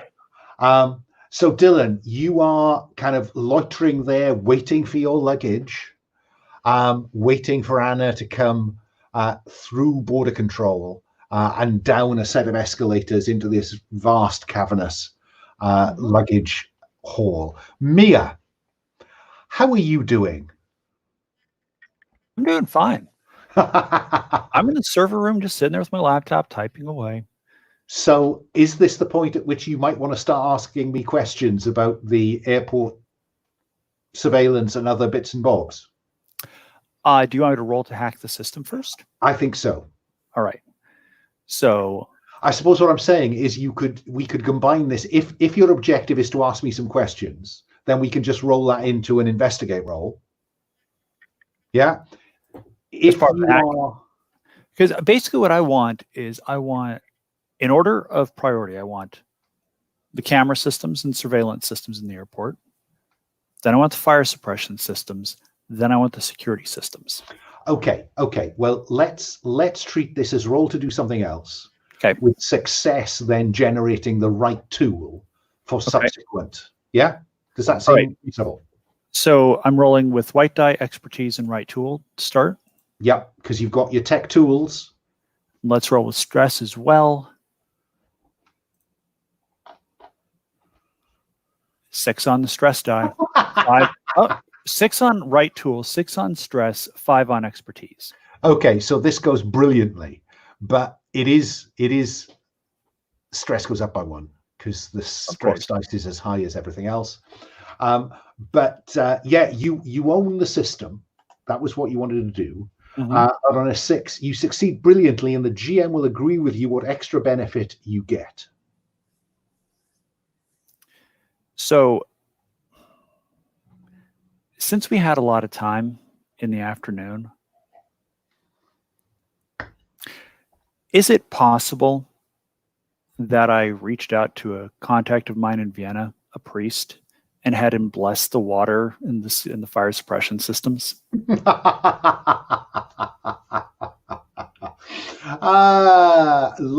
I tell you what, I will let you use up your free contact. Okay. Because I don't think in the best will in the world I can just give you that as a benefit for a hacking roll. So what I'm going to do is I'm going to mark you as having used up your free roll with your contacts. Okay. And I think that what he has done is to bless the fire suppression system. But I have to say that's a lot of water. Yeah. So I think this is likely to provide a barrier, not harm. I don't think it's going to be sufficiently blessed to be positively dangerous. I mean, one of the things about a vampire is that they are deterred by a symbol of faith, like holy water, and they are deterred by running water. So I think that if you set this off, that will be a deterrent to our friend Throndal. It won't actually do him harm. It buys us time to get clear and messes with him. Okay, so that's a flashback to you driving out to the airport to one of these big water towers and having a priest bless the water tower. But so that's not really an advantage of your hacking roll. as a benefit, since you said I own the system, does that also include the PA system in the airport? I'm prepared to give you that as your benefit. So it's not just that you own the security systems, which is your principal objective here. I think access to the tannoy system and maybe even the screens. So what I'm doing with that, although the team at this point knows I have the system, it's like everything is normal, proceed as planned.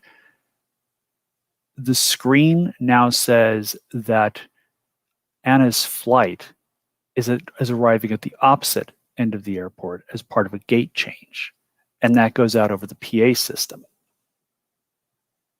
Now that will change that's not going to change where she comes out into arrivals. Correct. But it will alter their thinking about how long it's going to take her to get to where she's due to get to. Yeah, I'm with you. Right. Okay. So they now won't be surprised if she's a bit delayed.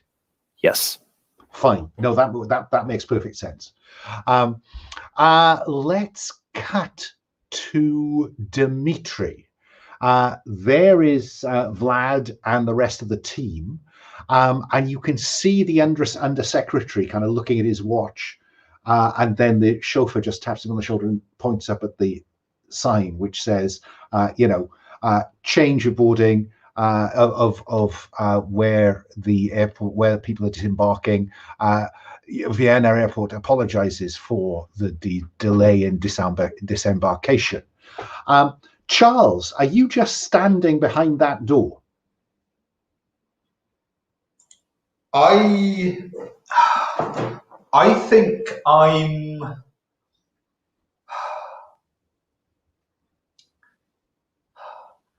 wondering if I'm prepping for several exit options. I'm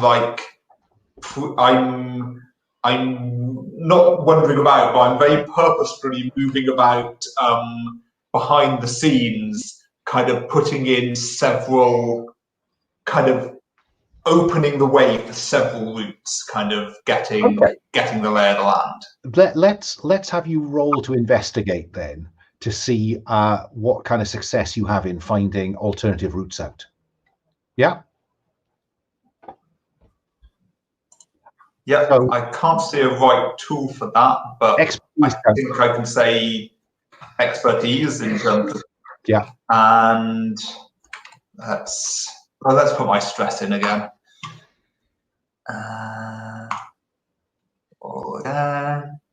That is a 6, but also a 6 on the stress. Can I just say that next week we're going back to the dice room we used previously? These are dice rolls I wish I wasn't seeing, but because stress is equal to the other one, stress does go up, Charles. But you can basically there's back the way you came, which is the basic information, and I'm going to give you 2 other routes out. One of those is turn left and get out onto the runway. Yep. And one of them is that access panel over there, which drops down into the conveyor system for the luggage. Nice. Yeah. And the reason that your stress goes up is there's Simon Throndal coming towards the doorway that Dylan went through. Yeah? Yeah. Dylan. You're sat there and you hear this announcement, but in your ear, Mia is saying, "Don't worry, that's me. She should be with you any minute now." And down the escalators come a couple of hundred people. Mm-hmm. Yeah. And you spot Anna straight away. There's no difficulty spotting Anna. Mm-hmm. Hang on a second. Yeah. There she is with her guitar, coming to see her grandfather. But she is holding the hand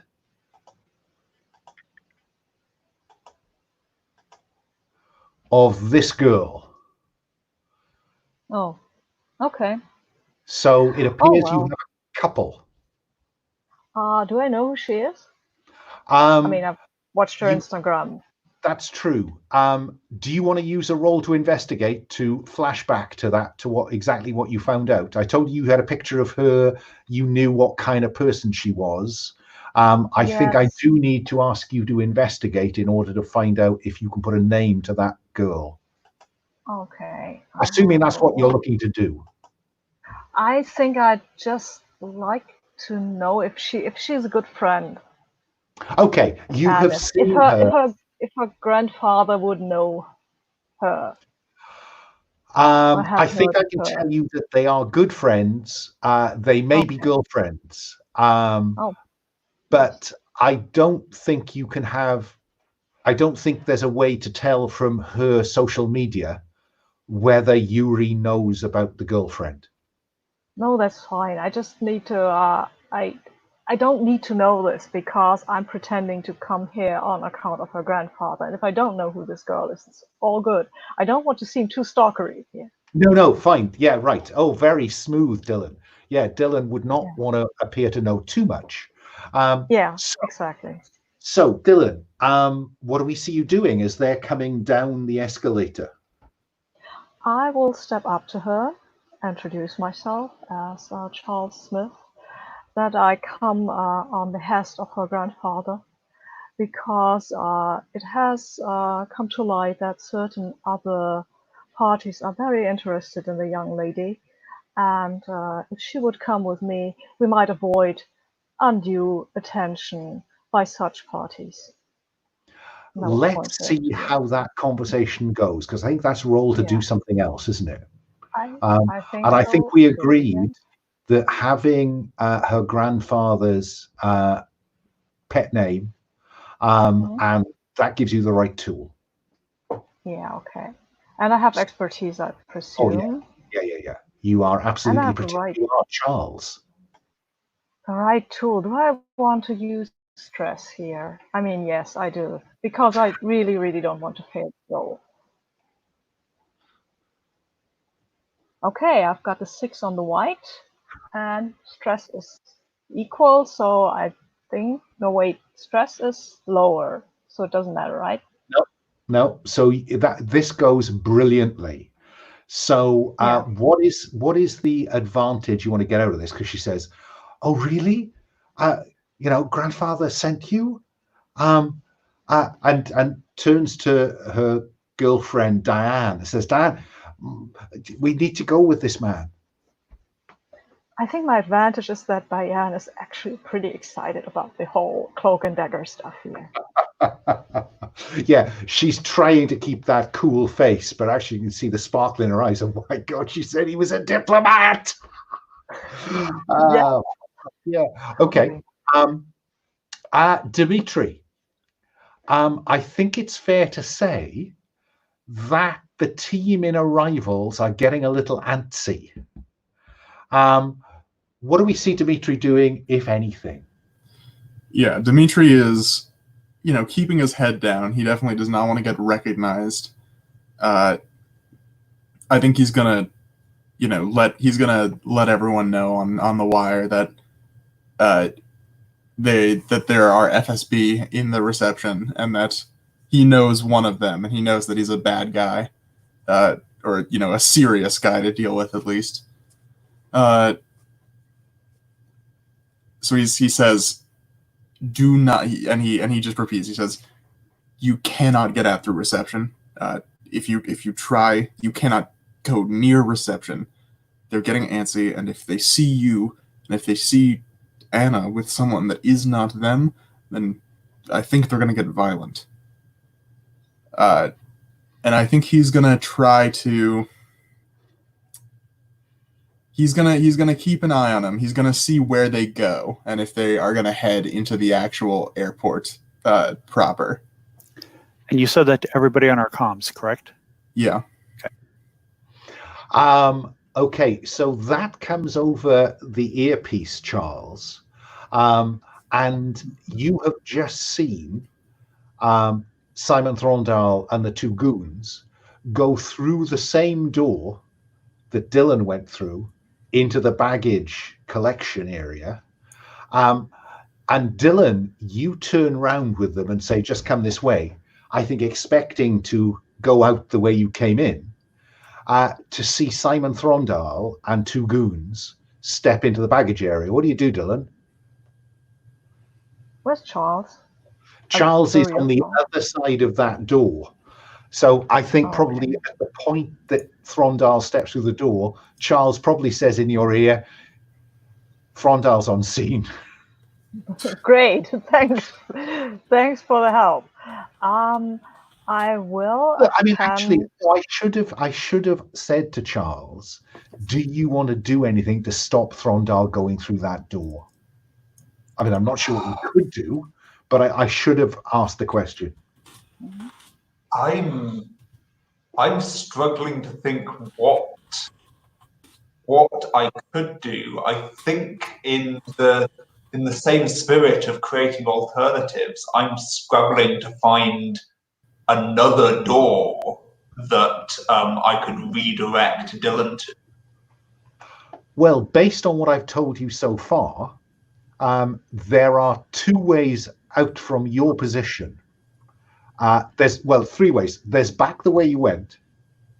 There's out across the airport runway, and then from your corridor, there is an access way to the conveyor feed with luggage on it. Do I need to light that up with neon, Dylan? I think it's a conveyor belt, right? So yeah, I will. There is no other way to get to Charles.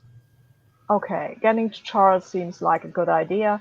And I will tell Anna and what's her name, Diane, to follow me quickly, and I will attempt by my manner to convey to them how very serious this is now.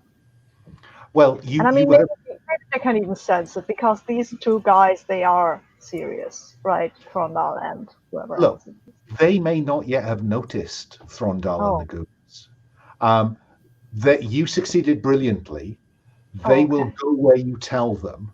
Cool. Then we go conveyor belt. And if the shit hits the fan, then we may be dealing with a panic situation. But right now, as you said, Diane is quite excited. And Anna wants to see her grandfather and believes you're there from him.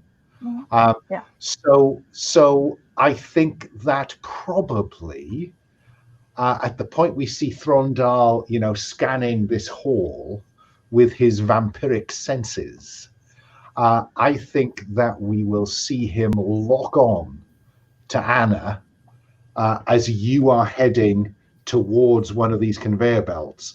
They think they're going to get their luggage. Yeah. What do you do when you get up close to the conveyor belt, Dylan? Well, we get in and crawl through to get to Charles's position, of course. I mean, what else can we do? I will let Anna go first, and then Diane, okay, and then I'll go. Or maybe I'll stay and engage Mr. Throndal in a conversation if I have to, but I prefer to run. Okay, I think at this point, this is, I think we're moving into a move called Flee for Your Life. Nice, yes, okay. Yeah, when your cover falters or you're at risk of exposure, say how you avoid attention or neutralize the interest of those who suspect you and roll 1d6. I'm struggling a bit to see how your expertise in disguise and pretending to be somebody else plays into this, but I'm open to offers. What about tradecraft? Oh yeah, let's give you tradecraft. I mean, getting away from situations seems pretty basically tradecraft here. Yeah. Okay, cool. I will trust my luck. Or will I get eaten by a vampire? Get eaten by a vampire might be nice. He's a good-looking vampire. Oh, I rolled a 6 on the expertise dice. Of course, you rolled a bloody 6. So on a 6, on 4+, your cover holds and/or you don't attract any unwanted attention. So somehow you get 2 civilians and yourself onto this baggage conveyor belt, disappear through those flaps, while some Viennese dame who's been to London for the weekend is we see her just looking at you going underneath this. But you have got away from Throndal at this point. Yeah. Oh. Charles, what are you doing? Because I guess Dylan is So saying, I think, we'll take the baggage route. yeah, I think that I am at the other side and ready to.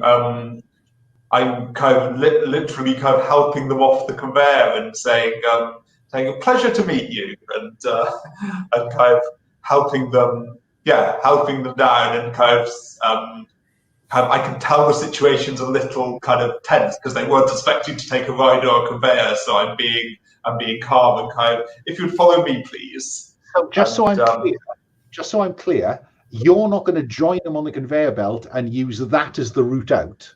You are taking them off the conveyor belt and taking them back the way you got in. I don't think I'm taking them back the way I got in. I think I'm taking them. I may have been mistaken, but I was thinking that the conveyor would just go kind of straight back round, like the bags go back round onto the circle. But they can get onto. They can get out into the kind of the baggage warehouse, which is your route. That's where we are. I think that's where I'm meeting them. Okay. Mia, what about you? Because my guess is as usual, you're watching this on TV. I want to get that flash transmission from FSB headquarters ready to go. Okay. Do I need to roll for that, or do I have sufficient control over the embassy? Well, you have control of the embassy, but you do need to have cracked the embassy code. All right. So is this a flashback, or is this just... I think this is a flashback to that afternoon where you are doing signals analysis and using your cryptography expertise to have cracked the SFB code for today. And since we did it at the safe house, that means right tool? You have all the tech tools in the world, multiple screens running, lots of, characters in green. Just because this is important, I'll add the stress die. Okay, so again, you're rolling all 4 dice. 6 on expertise, 3 on stress, 5 on right tool. Okay, so this goes like clockwork. You have cracked the code. Do you want to tell me what particular advantage you get? Because I have total control of the airport security systems, I can tell the FSB agents exactly where Throndal and his goons are. Is that fair? Yeah, no, that's absolutely fair. That's absolutely fair. And I think the first sign that we, the audience, will know that that's had an effect is that Dimitri, from your observation in arrivals, you will see in sequence, or almost, in each of the FSB agents who are undercover go, and then the chauffeur will go and whisper to the undersecretary, some attache or some affair, and you will see all 4 of the FSB undercovers, including our friend Vlad, heading to a staff-only door that they have spotted, which is the back way into baggage. What do you do, Dimitri? Dimitri is going to... By the way, you all know that this has just happened. I said this on comms. So yeah. You're aware that they've been distracted. Well, if they want to fight a vampire for me, then I'm not gonna look that gift horse in the mouth. Yeah, well, in that, if they're leaving out to baggage, I go on comm. I tell them that I tell the crew that the FSB are heading towards baggage. So now would be a good time to not be in baggage. I don't know if I can follow them. Do what you like. What would Dimitri do in a situation like this? Yeah, I don't want to. They're gonna, hopefully they get in a fight with a vampire and it goes badly for them and I'm not here. I think Dimitri is gonna get outside and, get into a car and start it. So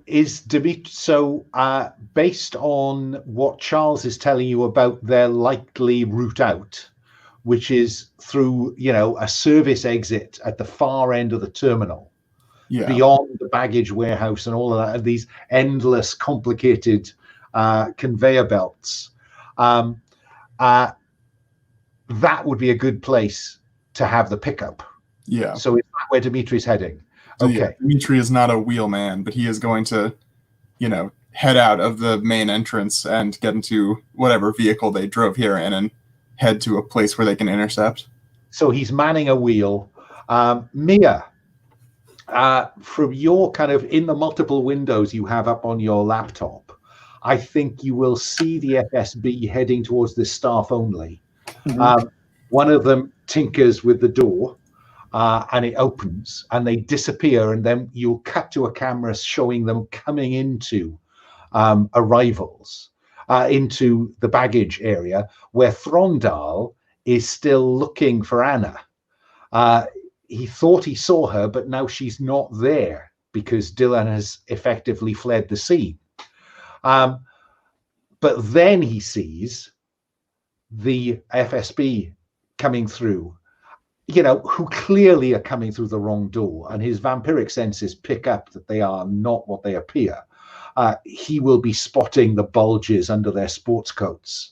And he says to you see him gesture to the goons back the way they've come, and they beat a hasty retreat back into the corridor through which Charles and Dylan gained access. If I may, mm-hmm. When I see FSB in the baggage area, I hit the sprinklers. Brilliant. And then I make my exit because I've done all I can. Okay. So I think that what we will see then is Throndal throwing his hand up as this water begins to flow and just distracts him. And the way that this system deals with the idea of supernatural powers is that they can cancel a player character's expertise if it's valid, but I think equally, if a player character can use one of the deterrents that they are vulnerable to, then I think it should remove their powers. So I think that Throndal's vampiric senses are now confused, and he is beating a hasty retreat, unable currently to do anything but run for it. In effect, he too is fleeing the scene. Yeah. Let's cut to Dylan, Charles, Diane, and Anna.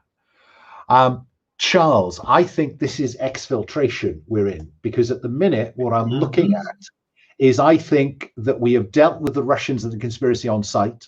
I think we have Anna and a friend in play. You have sorted out the right door. Mia needed to be on site. We still have private contractors to work with. And I think as you are heading towards the exit doors, you will see a number of burly guys and ladies with a certain professional. This is the private contractor lounge that you will have to go through. Mm-hmm. Who's going to take point, you or Dylan?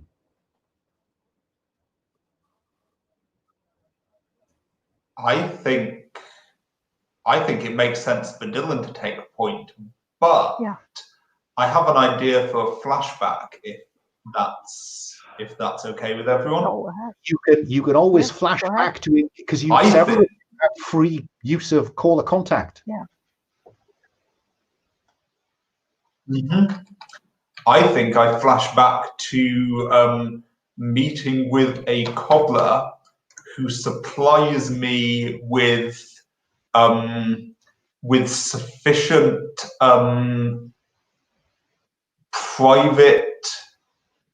private security contractor for VIPs identification for the whole team, but obviously I'm only taking out mine and Dylan's and handing it to Dylan and said, we're now private security. Yes, of course we are.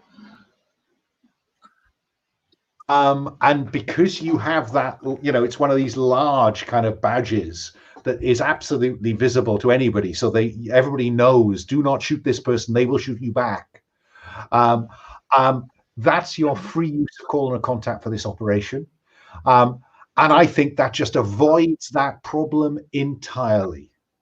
All I need is Dylan not to botch I am the man with the badge. Okay, maybe I can do that. I think I can use my expertise here. Do I have the right tool with this Well, badge? I think the badges that Charles has provided are the right tool. Yes. Okay. Then I think. Oh, come on. I'll risk the stress because I don't want this to go wrong. I've got a 6, I think, on the right tool. Stress. Has anyone not rolled a friggin' 6 tonight? Okay, so 2 failed right at the beginning. Yeah, fair enough. Fair point. Yeah. So I think this is rolled to do something else. I do look the part with these badges, and as a guy comes towards you, what do you do what signal do you give him, Dylan, that just says, I'm working, leave me be? I think I'll just give him this quizzical, what do you want now? Is there a problem? Should I arrest you too? Look. And he goes, oh, okay, fine. But you did roll a 6, Dylan. Yeah. So I what did. is it that you see that freaks you out or worries you? What do I see what freaks me out or worries me here? I think I've seen a lot of these tattoos, right? Maybe I'm seeing things, but this guy has a tattoo, and I think I see this vampire face in it as well. I don't know if it's real, right? Because I'm pretty stressed out, but maybe I'm not stressed out. We'll see. Maybe they're everywhere. Oh, maybe they're everywhere. I'm stressed out. So Roll for stress, please. I will. Yeah, and I think, and what up? Yeah, and I'm giving him maybe a harder look than this actually warrants, and maybe I'll let him kind of see that I am actually carrying a weapon. And I think that then means that you have neutralized all the obstacles. And I have to say, I think that you've also neutralized the freak on site. I think that the fact that Throndal has had to flee the scene as well means that we can mark that one off. So I think that all we have is the getaway. Yeah? So, Dimitri, I think it's probably a minibus, because you are quite mob-handed. Is Mia leaving with the team, or is Mia finding her own way home? I mean, I am in plain clothes. Do you want me to meet up with you, or do you want me to just saunter out?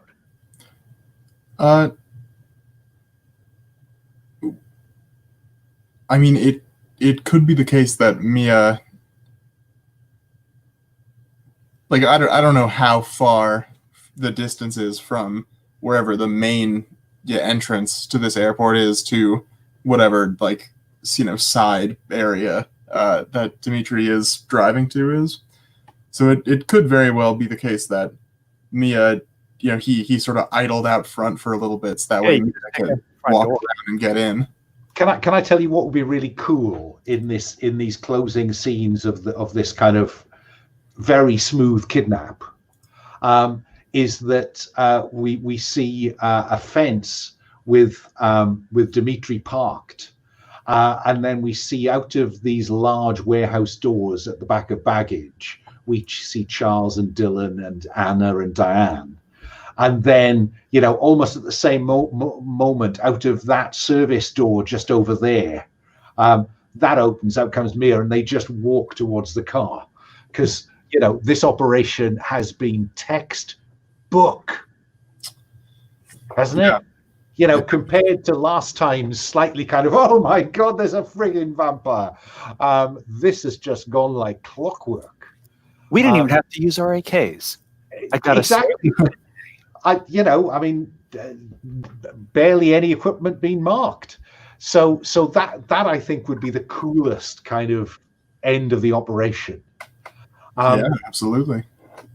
So I think we see you driving away, unless anybody's got any, because you've ticked all the boxes, folks. Slightly ahead of time. I was going to have a break, but I thought we might get here. I was just going to say, do you need a 5 minute now? I don't. Okay, well, let's just play on, and I'm sorry, I meant to take one earlier, but I kept expecting you to fail some rolls. So let's have you drive away into the parking garage beneath this old Viennese Baroque-fronted building, and have you. Oh, actually, you have made use of those facilities, haven't you? I should add the safe house to the potential hit list. There we go. Okay. And Anna and Diane are just, Diane is still just so excited by all of this.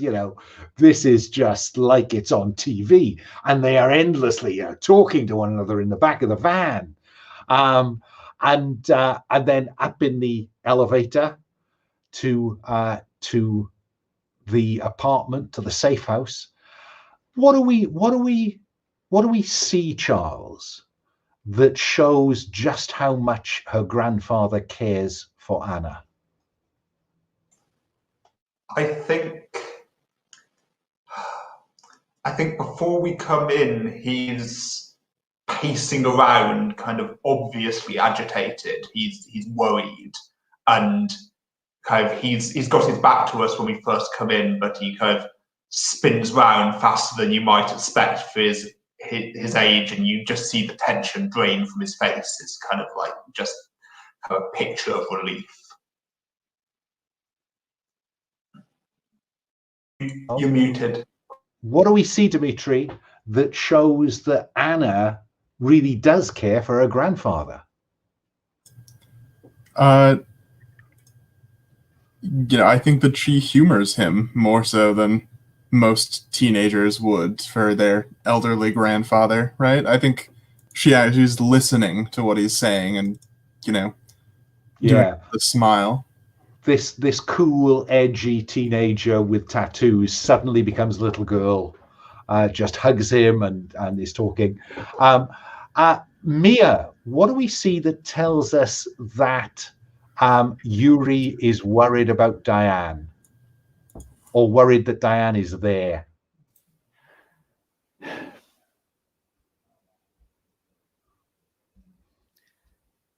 He looks at her a little too quickly and a little too sharply. It's just, it's something that if you weren't looking at his eyes, you wouldn't notice. Yeah, the facade cracks. The avuncular grandfather becomes the agent. He starts fiddling with something like a worry stone or a rosary or just a coin he has in his pocket, just kind of rubbing it. Or the token he has hanging around his neck, perhaps. Yeah. Dylan, what are you going to do with Diane?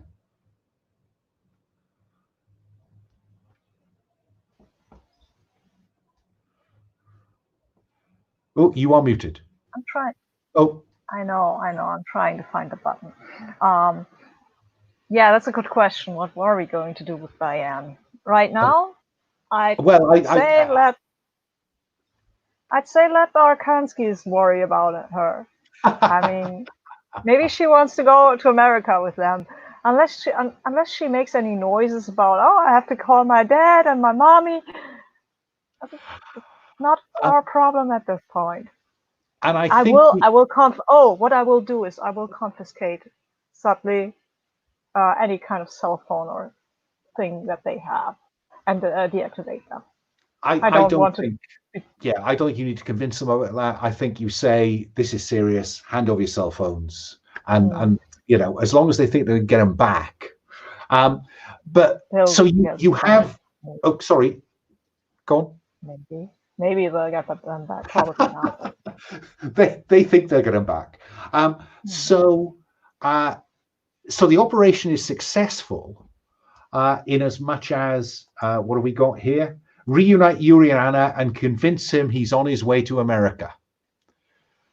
So how are we because he will not spill what he knows until he thinks he's on his way to America. So what are we going to do to convince him?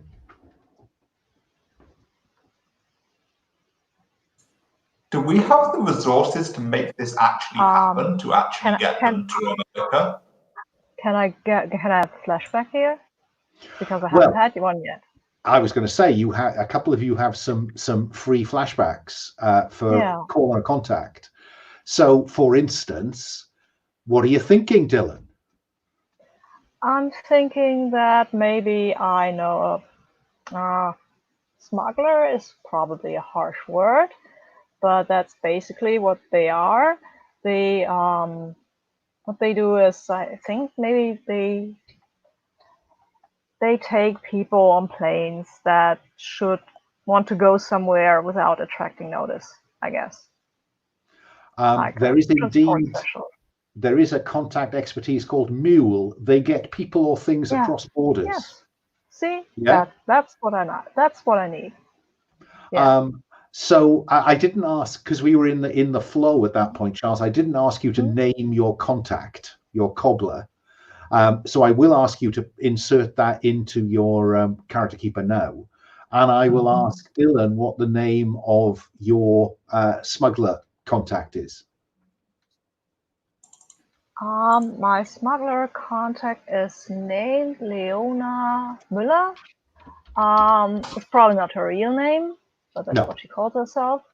And she works usually for high finance and stuff like this. This is more about the hoi polloi going without having attention, attracting attention.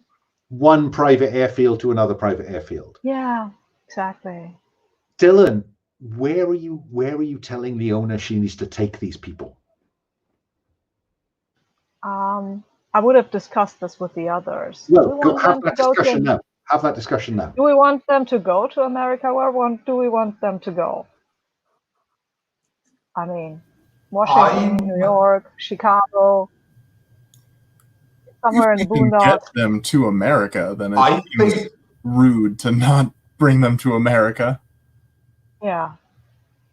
Yeah, but I think Charles would be very kind of, given what's happening with James at the moment, I think Charles would be kind of quite angry if we ended up leaving them in the lurch when we've told them that they would be safe. Yeah, okay. Yeah, it seems like the conspiracy that we are aware of, at least, the stuff that we are in the thick of, is centered in Europe. So if we dump them in Kansas or whatever, then they'll probably be safe for a little bit. I think St. Louis or something like that. Somewhere, that's a big enough city that it has an airport, an international one, but it's not internationally well known, I guess. So this is you are in Kansas now. Oh yeah. Mia, do you have a view Mia, do you have a view on this? I'm terribly sorry I had to step away for a moment. we're just curious. The team seems to be of the view that Dylan's contact should be aiming to get these people to America. I am totally okay with that. Okay, so Leona can arrange that.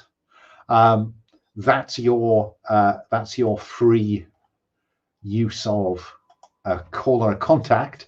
This still leaves Dimitri with a contact to use. I'm just curious about whether, is Leona just going to let him off the plane in Kansas? Some small town airport, a Learjet swoops out of the air, they get off, it takes off again? Or is there anything else Dimitri would or could do for them? I'm just thinking, Dimitri, about, what we know about you and your interest in family. Yeah, I think Dimitri knows an American cobbler, which I'm going to call on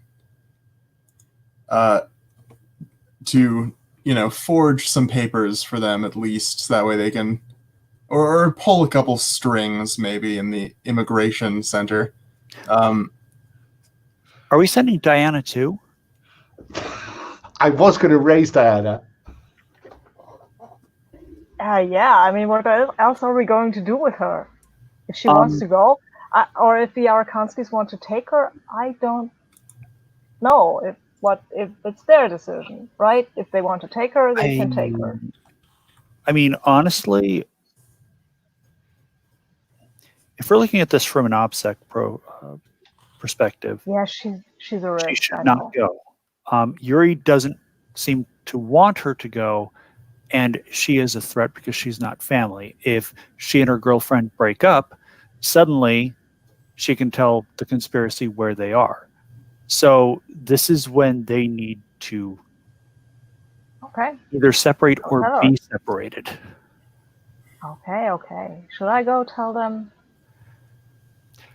I mean, my thought was that, Dylan is so good at everything that Dylan could kind of maybe sneak into a back room with her, and then, Anna could find out exactly what, see her girlfriend in a compromising position. Yeah, of course. I can get that girl into a compromising position. Right, sure. It ought to be easy for Dylan. It is easy for me. Shall we just check how easy? Because everything else has gone like clockwork. It would be a shame if this went horribly wrong. Is this an example, Dylan, of seek relief from the horror through meaningless sex? No, I don't want to have sex with her. I just want to get her in the compromise. But you can reduce stress and solve the problem. She is 18. Okay, no, that's too young for me, basically. But is Diana 18? Anna's 18. I think. Her girlfriend. Yeah, but I don't think she's a lot older. No, I'm not going to twist Sabine's arm on this one. Dylan will seduce her into a compromising position, but no more, because she's a girl and he has no interest in that anyway, and so it wouldn't even be the kind of relief he needs. Okay, so fair. Totally fair. And I don't think he's into really. Okay, I'm rolling with expertise. I'm not rolling. You are. Oh, wow. No, I did not roll well. I rolled a 2 and a 1. There's your failure. Happy now? There's your failure. You wanted 1. Okay, so this is fail or succeed at a cost? I'll probably succeed at a cost. Okay, I think the cost is that... there has to be a nasty cost here. I think the cost is that, yes, you do succeed. Diane storms out of the safe house into the Viennese night. And later on, we see her. It's raining, the cobbles are damp, and a car pulls up alongside and opens, and a voice inside says, "It's Diane, isn't it?" I was just wondering if we could have a conversation about Anna. And in the car is Simon Throndal. Yeah, so you have got rid of Diana, but not necessarily to safely. And yeah, I'm then prepared to have you cut to this out of town airstrip where you have Yuri and Anna. Anna is probably in tears after the breakup, and Yuri kind of puts her on the plane, and then he turns round to the four of you and says, "Thank you very much. I will make sure that your superiors at Langley know what a very good job you did." And then he takes the little necklace, the token, and I think given that he thinks Dylan is in charge, he gives it to Dylan, and he says, "There's a number scratched on the back. It's a safe deposit box at Erste Bank in Vienna. You will find it interesting." Is that the thing you took from Egypt? You are very well informed. That's my job. It is. Then, hasta la vista. He turns round, gets up onto the Learjet, and we see it roar off into the distance. You have met your objective. Hey. So let's do end of session. So at the end of a session of an operation, the GM will ask the following questions. Did the team achieve the stated objective of the operation? You got Yuri Arkansky to America. The fact that he's going to get off a plane in Kansas expecting to be met by a CIA debriefing party, when in fact he will meet a minor immigration official with an envelope of papers, may be a shock to him, but he's safe. Anna's safe. Did the team neutralize a significant member of the conspiracy or one of its freak assets?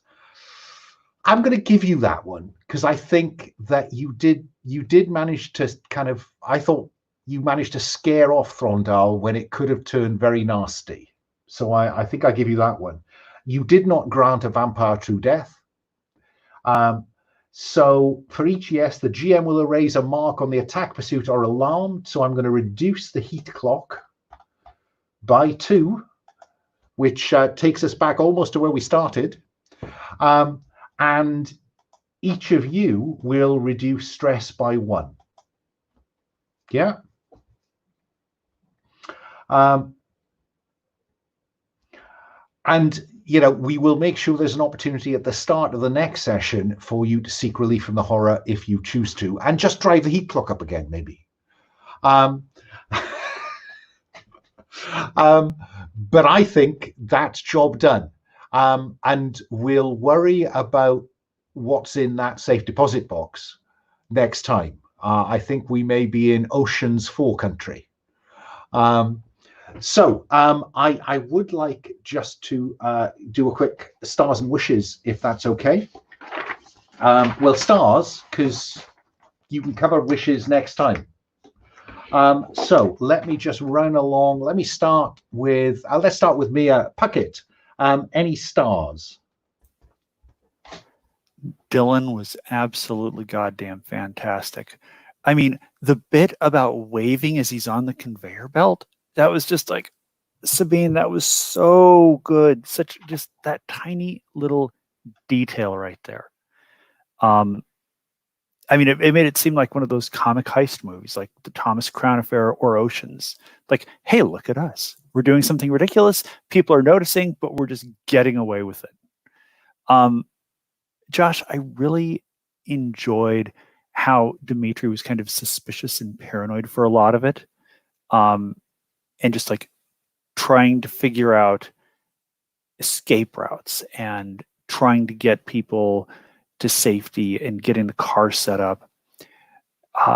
Charles, I like the idea that you had about hot wiring the cars and then just kind of sauntering through the security systems in the airport, like the physical security systems. It was really elegant and smooth. I mean, this felt a lot like a caper flick with vampires. So, and I'm all about that. So it was just a fantastic session. I loved every bit of it. Yeah, I want to apologize. You kept rolling sixes. I could not get you in the wrong place where you had to steal a car. It was just, it just all went absolutely like clockwork. I think I just going to say, I think I fulfilled my wish for the session with that super smooth lock picking at the start. So I'm happy. Well, let's stick with you, Bodhi, for any stars, because I would star that.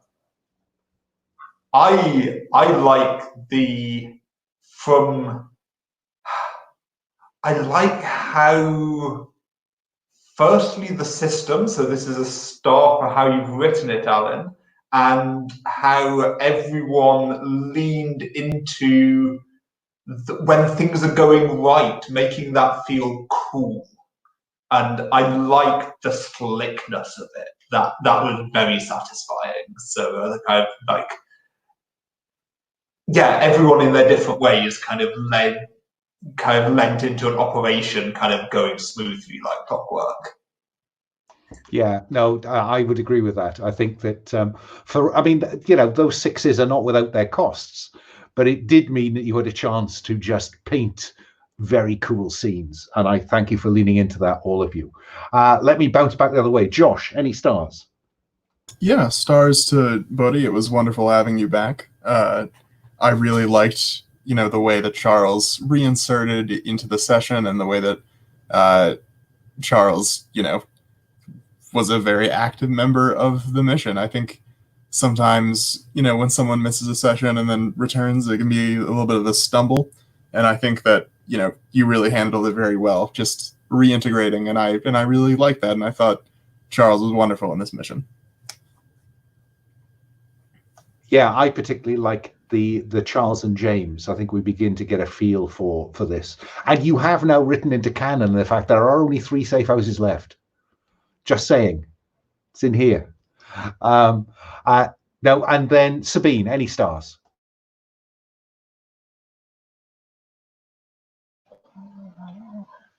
Yeah, I have many stars. I felt that this time we kind of found our stride a bit as a crew. Like, what are we good at? How are we approaching an operation? Because before, when we played the last time, we had, I think, 2 guys with big guns, and it was a lot more violent. But this is not how we operate with this crew, because we can't. We don't have the heavy hitters with us. We're just basically, we're con men, all of us, in our own way, right? And I like that we leaned into that this time. And I always love seeing me at control of everything. Like, and now the tunnel is mine, and we do that. Fine. Yeah, I need to find a way to make Mia suffer somehow for this kind of, this omnipotence that she seems able to deliver. But yeah, no, I'd agree. I thought that this felt like the right kind of fit of a mission for you. And last time was a bit fragmented. You were all off doing slightly different things, but this seemed much more focused on an objective. And I think that's perhaps about me trying to frame the mission a bit tighter. So yeah, no, that was fine. I was really pleased to see you leaning into using flashbacks to contacts. I think the fact that is now a free option is probably a good thing. So it's encouraging you to go there. In terms of heavy hitters, I will just drop this in that I ran a one-shot of this for Gauntlet Open Gaming. And when faced with an insurmountable obstacle, they called in a drone strike. So, you always have the hit if you want to make it heavy. But that was great. Thank you for that. I will stop the broadcast. So wave bye-bye to the internet, because we know StreamYard takes a while.